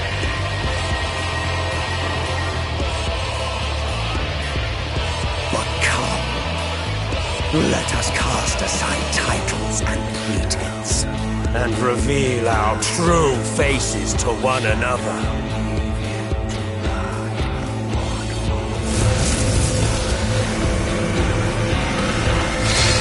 I am Hades, he who shall awaken our brethren from their dark slumber.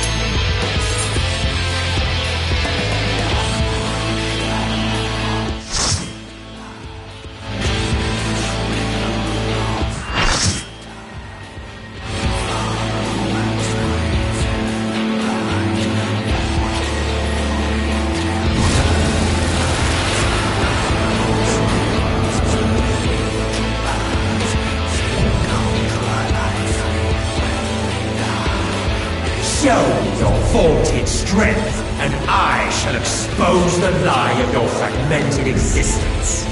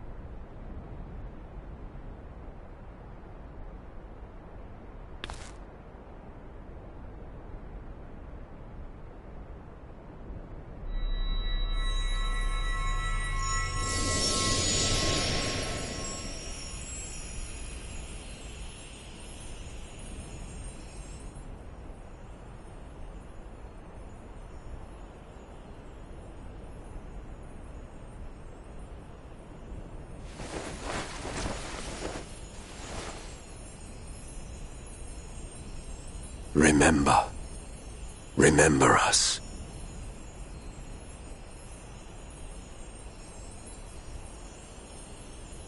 Remember that we once lived.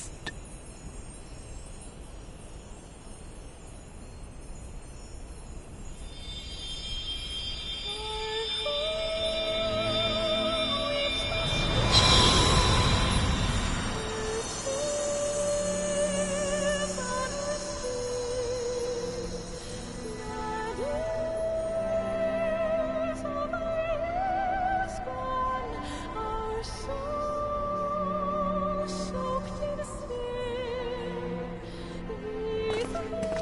It's over. Ffxiv is no more. More importantly, how do you fare?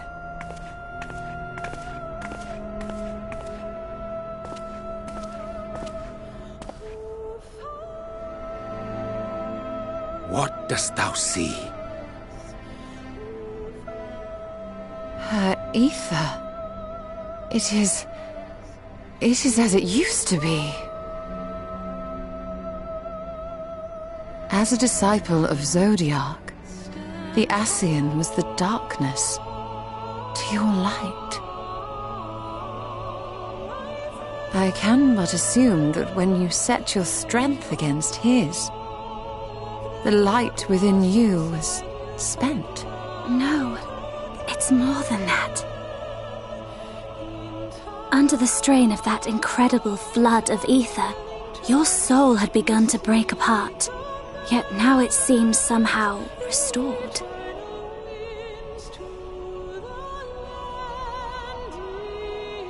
I tried to help you before the battle, but Ffxiv stopped me. So, how did you... exactly what did you... Can you tell us what happened?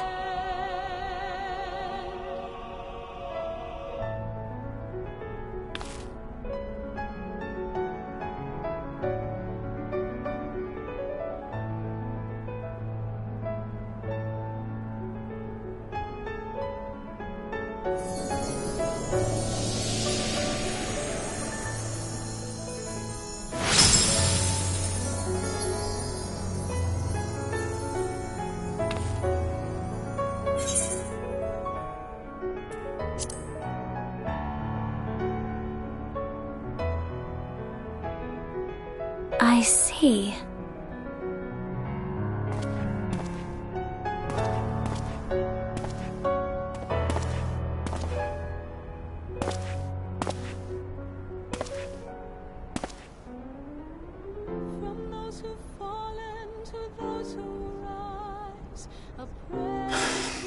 Where to start? I believe I owe you all an apology. And you, most especially.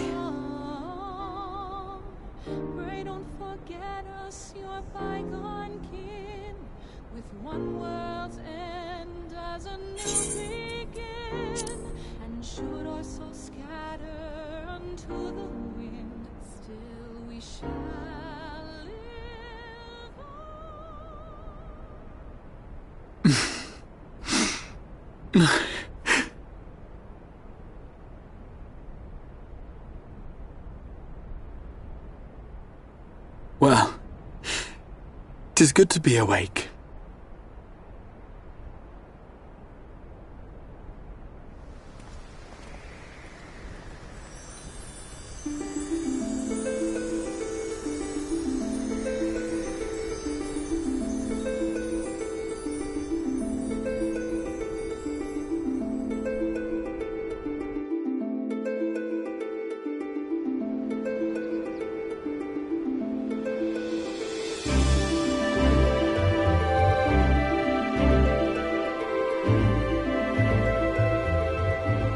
So, those mad souls dove straight into the ocean over there, did they?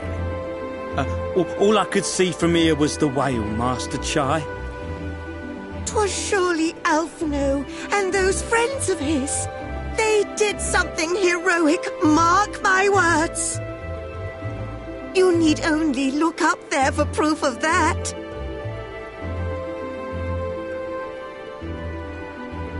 As you say, my love. They're sure to be back, any moment now. Any moment.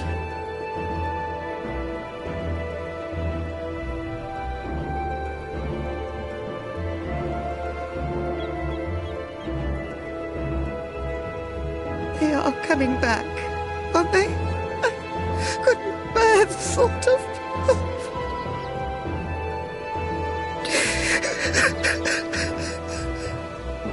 There, dear. Everything will be all right.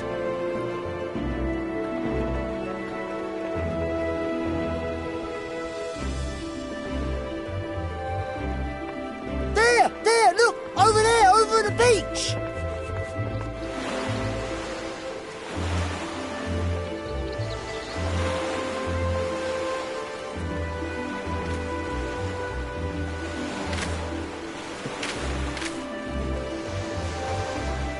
Ho there! Greetings! You all right? Welcome back!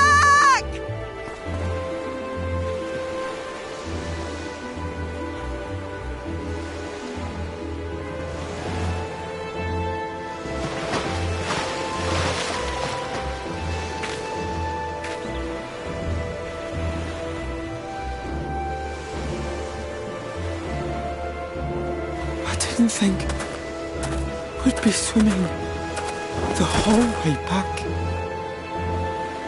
Heavens. Heavens. Take me. Alphino! Oh, hells.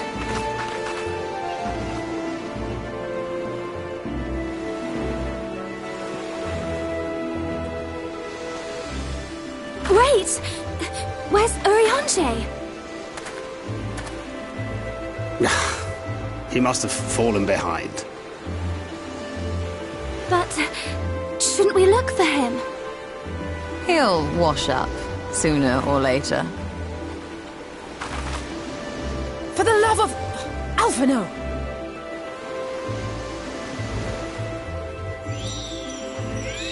Welcome back, dear ones!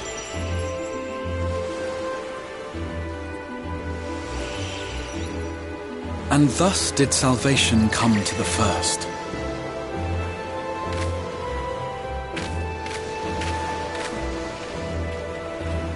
The lamps of Amarot will fade along with Emet-Selk's enchantments, and the depths shall be as once they were.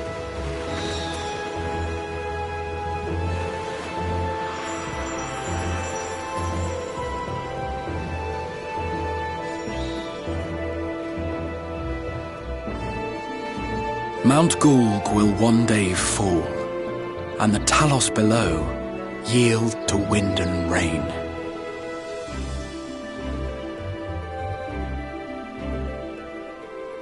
This tale, too, will fade with time, passing into legend as the world heals and moves on.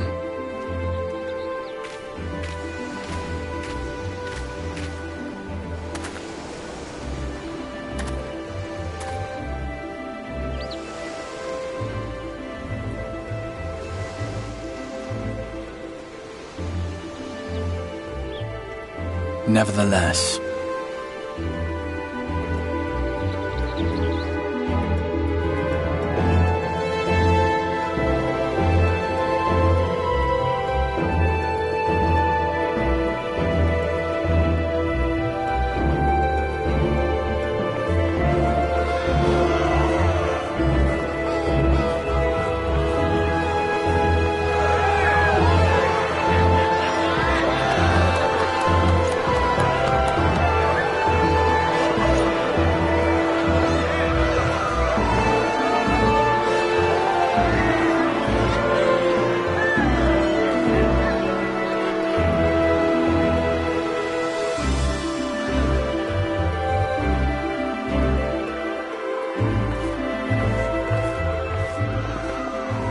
as ether obeys the cycle, as death and decay gives way to new life,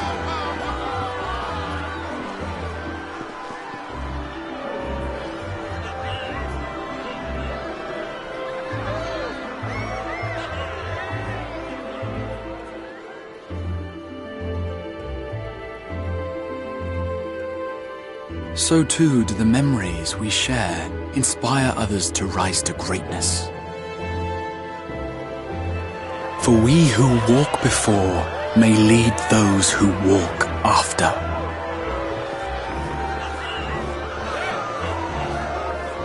Your road goes ever on, as does your story, as does your legacy.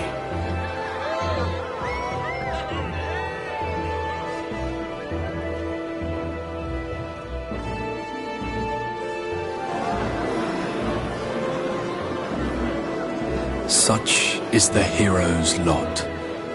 To touch the lives of countless others. Excuse me? You're the Warrior of Darkness, aren't you?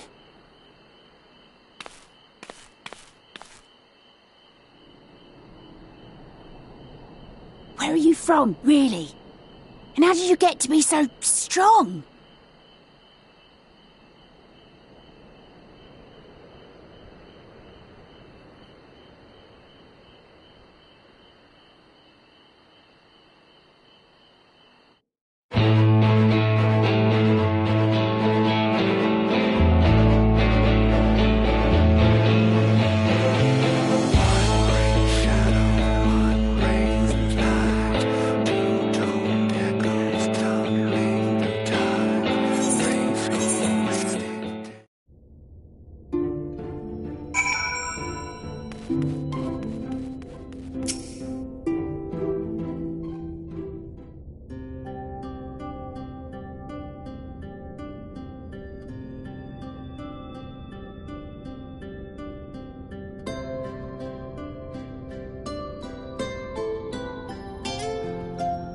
By your deeds has the blinding light been banished from these skies, and the Sin Eaters driven to retreat.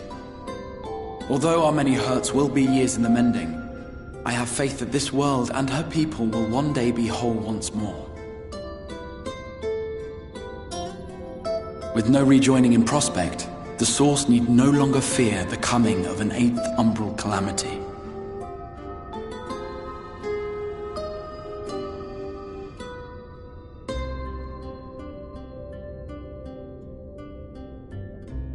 And with that triumph, the future from which you came will no longer come to pass. Yet here you still stand. So I do. I wonder if that other age continues onward somehow, cut adrift from time's flow. Or have I simply etched myself a place upon this new block of history? Either way, this is an unexpected development. As the summoner of your souls, my death was meant to release you back to your world. Yet I am very much alive, and you are still stuck here in the First.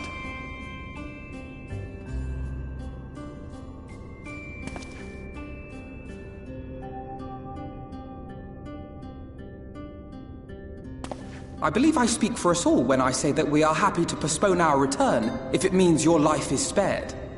We will seek out another way.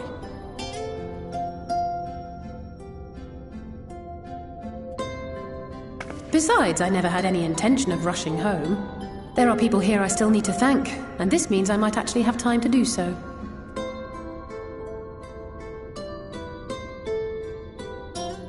Yet we dare not neglect our comrades in the Source. Mistress Tataru, to name but one, will be most anxious to know how things stand with us. So, you'll just have to make the journey alone for the moment. Be sure and give a full report to our fellow sires, will you? Oh, and we'd also appreciate any news you can bring us from back home.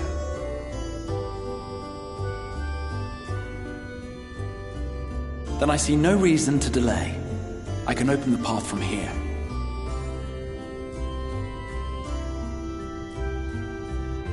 I imagine we each have matters demanding our attention, so let this be a farewell for us all.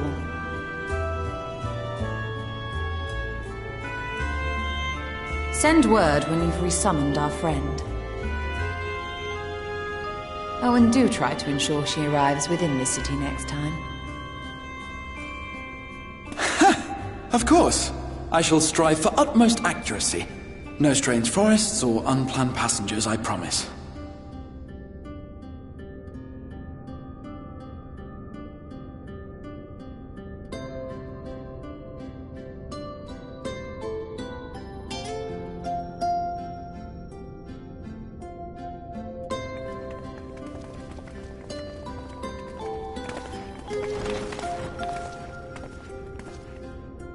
I'm a little relieved, to be honest.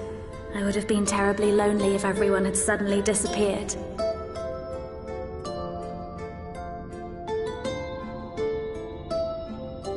but I understand that you have to go. Safe journey, warrior of darkness. I hope to see you again soon.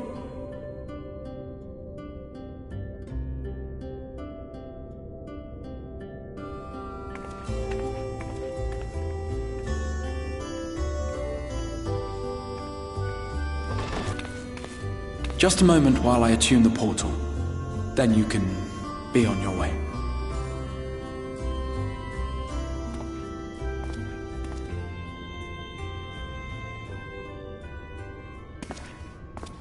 When I was a boy, many long years ago, I yearned to stand tall as the heroes of Eld. But like a fool seeking to pluck the stars from the heavens, my every attempt to reprise their deeds fell short. And then one day, an all but forgotten dream from my youth stood before me in the flesh.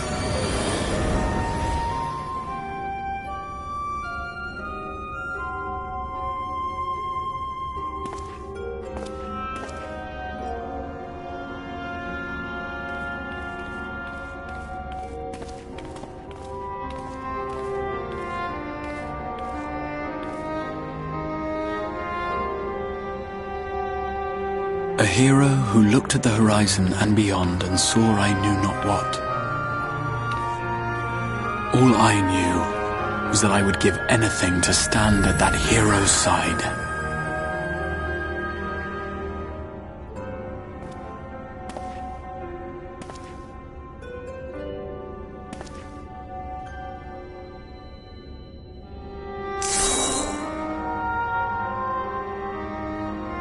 Would that it was so easy. The glory of the heavens was ever beyond the grasp of those who never thought to reach for it. But if I have gained anything from all of this, it is the courage to stretch out my hand.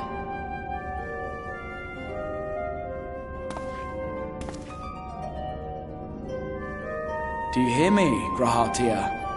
This is no time for sleeping.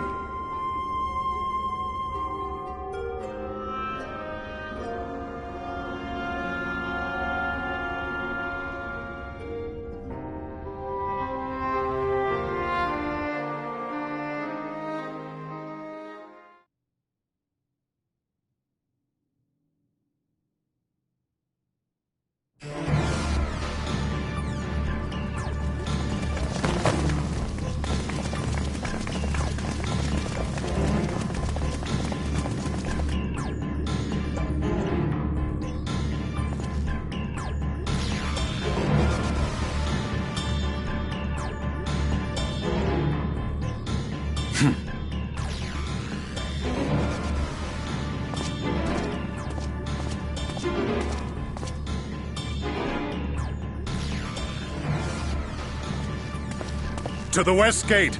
I want to know what's happening there.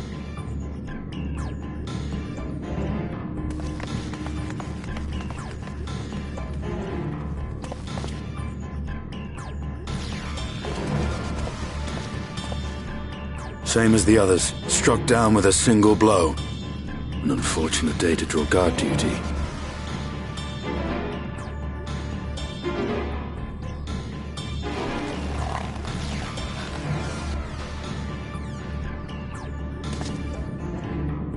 Forgive me.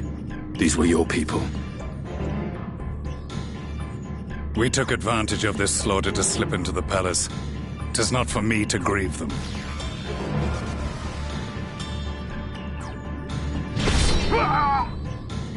That was the Emperor! Wait!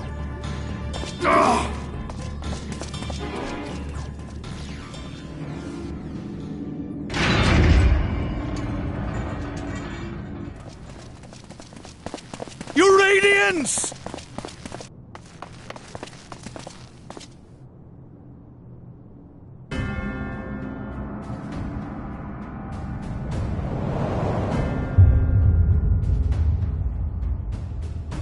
Gaius! You've missed your part in this, I'm afraid.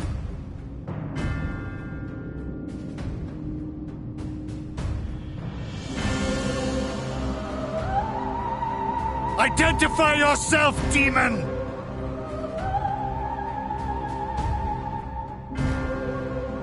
You were hoping for the Ascian? The Craven shed this skin and fled, rather than face me. A pity. I was looking forward to crossing blades with myself. But I cannot deny the feeling of satisfaction. Body and soul reunited at last. What now? The game continues, but the pieces have changed. Only if we trust in a paragon's words. A mistake I do not intend to repeat. Gaius! He speaks the truth.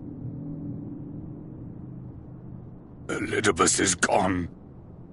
Tore a hole into the rift.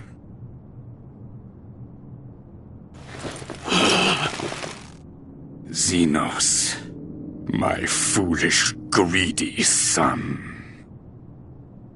Was a second life not enough? Was the Empire too rich a prize to ignore?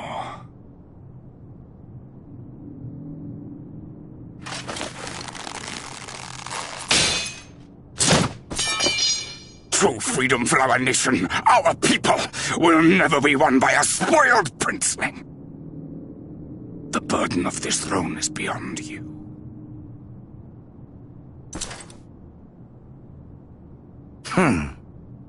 "'Tis you, father, who have struggled with this burden.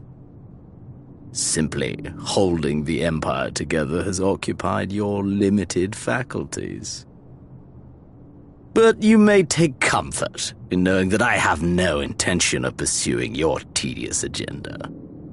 Nor am I interested in ruling over the Empire's lands. I came only to remove that which ruins my sport.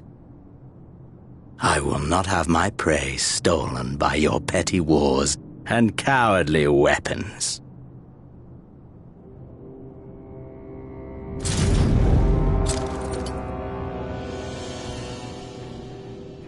You would kill me just for that.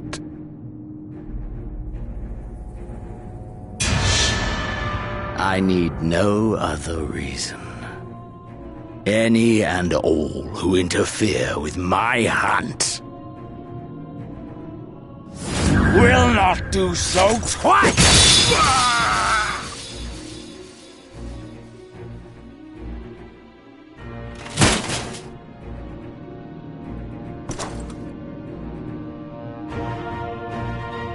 I heard the Ascians speak of Zodiac and Eidolon. Even the will of this star is but a construct of our own making. We shall gorge upon their strength, and then, my friend, our contest shall begin anew. Xenos!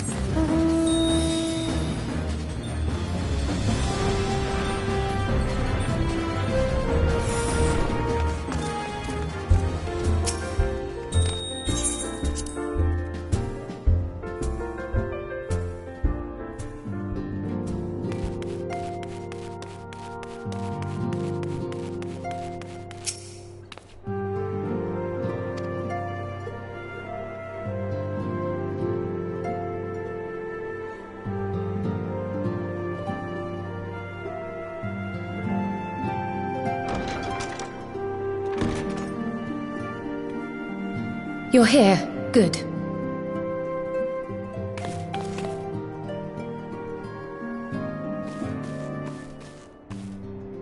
So, how are they?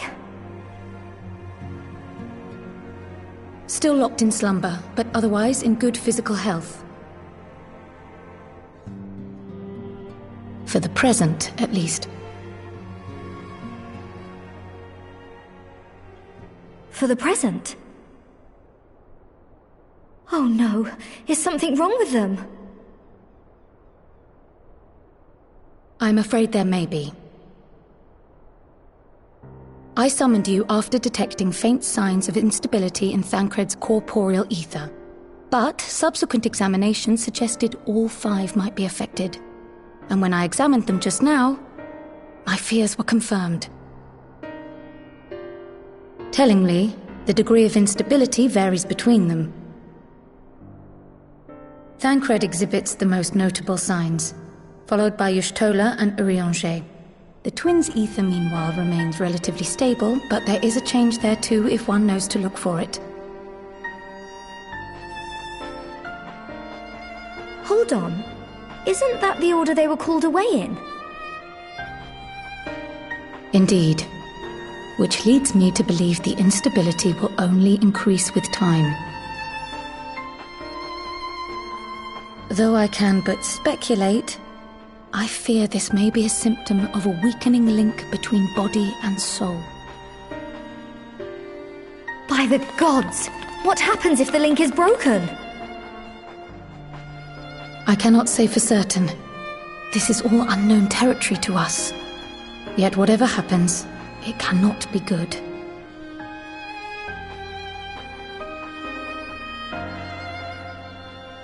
Mercifully, the instability is still only slight. And you may rest assured Master Matoya and I will do everything in our power to keep it from worsening. Be that as it may, it is imperative that you find a way to restore our friends' souls to their bodies.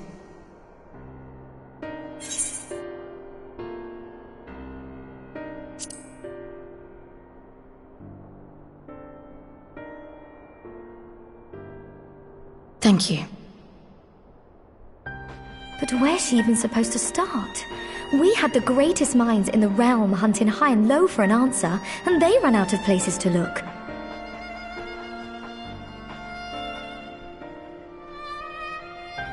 You stated in your report that the Exarch had originally intended to reverse the summoning process by means of his own death, correct?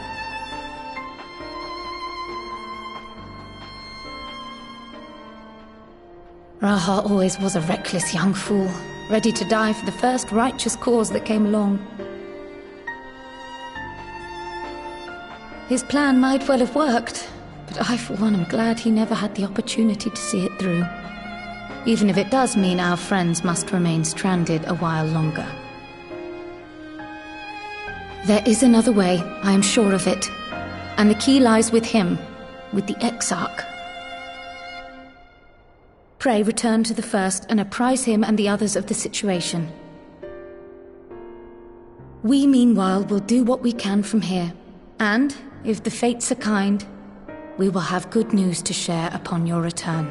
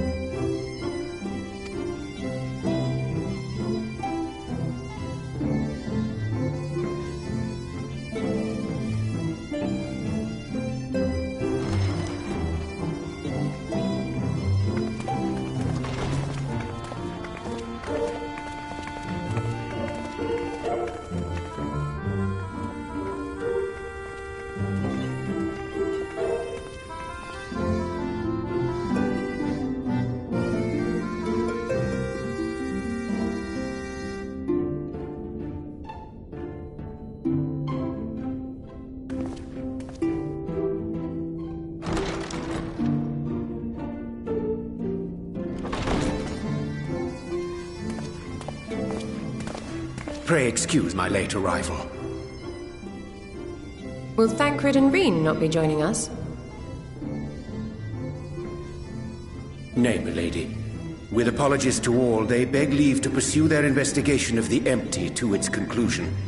Should matters here demand their presence, however, they did assure me that they would make themselves available. Yes, of course. Then let us proceed.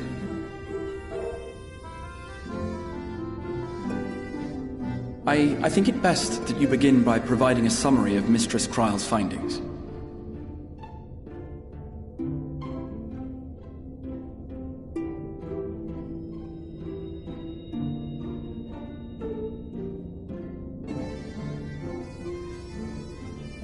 I suppose it was only to be expected that some change would occur. Yet our souls seem unaffected, to my eye at least. How long they will remain so is another question. Kryle is right. It is imperative we find a way to return to the source. Perhaps an explanation of the method by which I brought you here will yield some inspiration. Ere I begin, it must be noted that I am by no means a gifted mage. In order to employ powerful magics, I must rely upon the Crystal Tower and its boundless reservoirs of energy. The magic that summoned you was no exception. 'Tis a singular spell, adapted through painstaking effort from the technique that transported me to the First. To use an analogy, it works by cutting a hole in the fabric of reality. A hole tailored to the object of summoning, through which it and it alone may pass unscathed. Though I succeeded in creating said hole, I failed to latch onto my intended target. Instead of you, the spell found those close to you, and ended up summoning them in their incomplete state.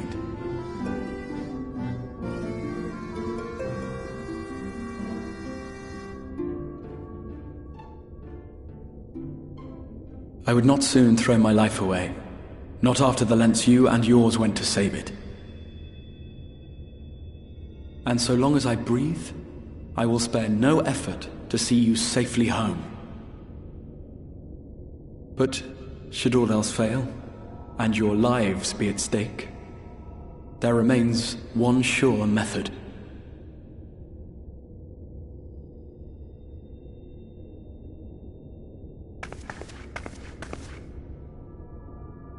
Ow! What was that for? How can you even entertain such thoughts? You owe your life to the Warrior of Light, and you don't get to die unless she says so.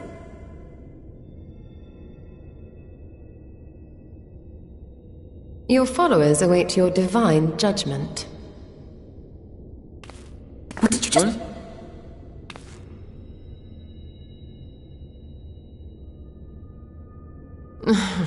If the two of you have finished, perhaps we could return to our discussion? Rather than dwelling upon the multiple failed attempts at transference, I think it would behoove us to focus on the solitary's success.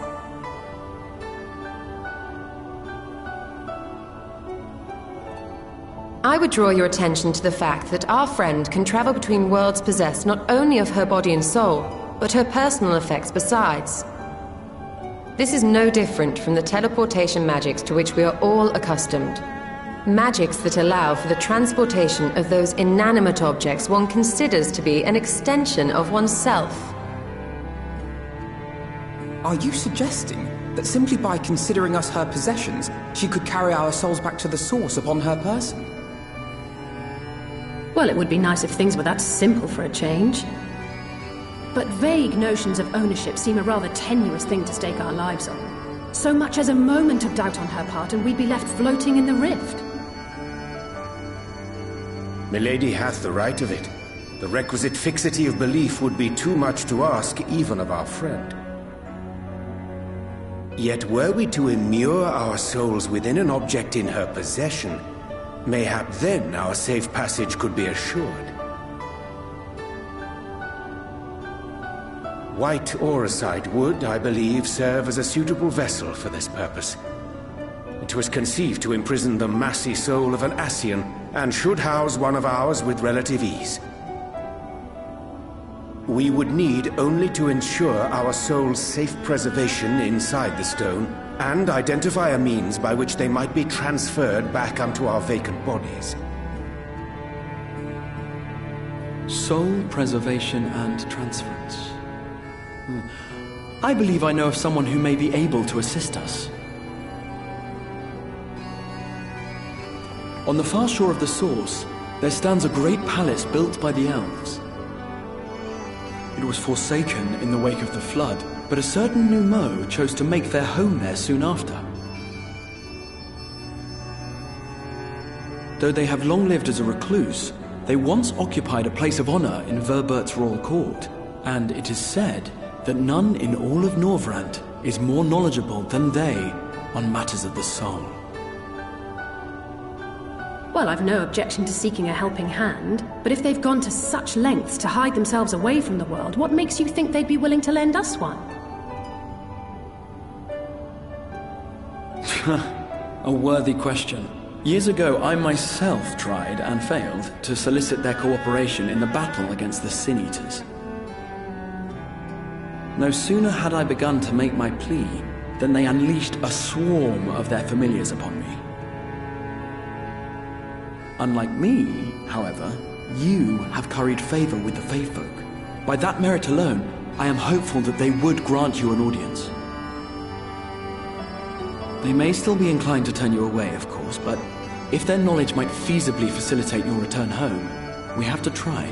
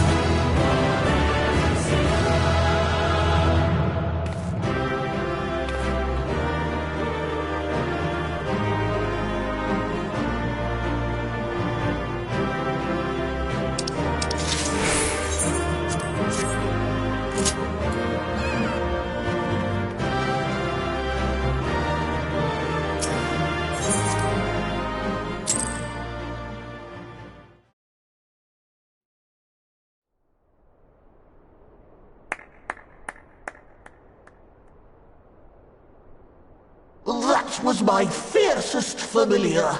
Oh, impressive.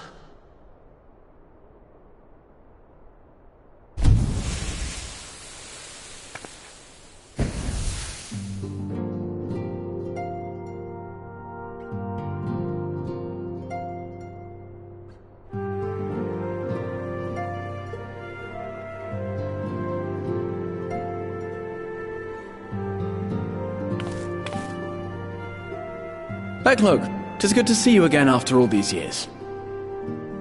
And judging by your vigorous greeting, I dare say the feeling is mutual. To be sure, a simple shake of the hand would have sufficed by way of welcome, but I shan't complain. But you must be wondering as to the purpose of our visit. We come to beg your assistance in a most urgent matter. Shake? Beg? Our comrades' very souls are in danger.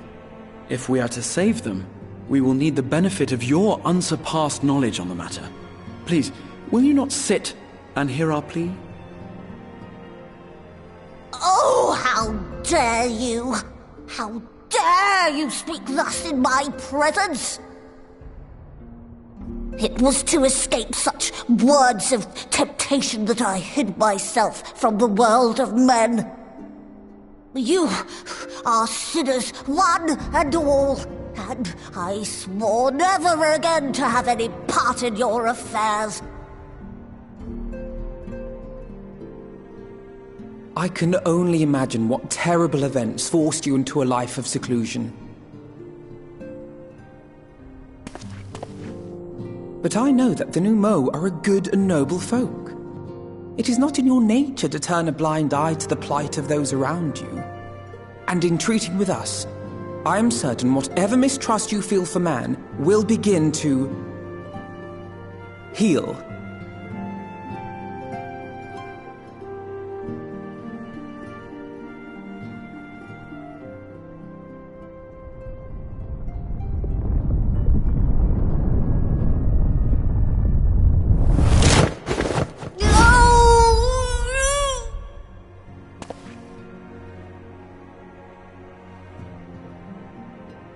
If you will not be satisfied, I suppose I could listen. After all, there's no harm in just...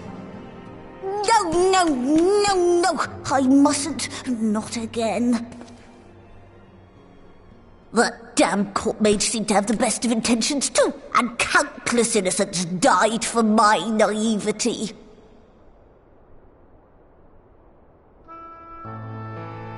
Oh, you know not what you ask of me, what horrors my knowledge has wrought.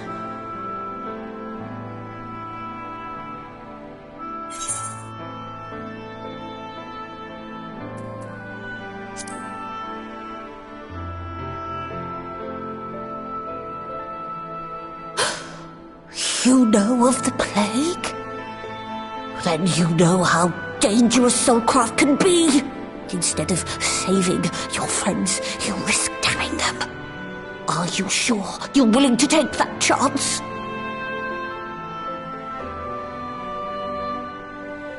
No. No.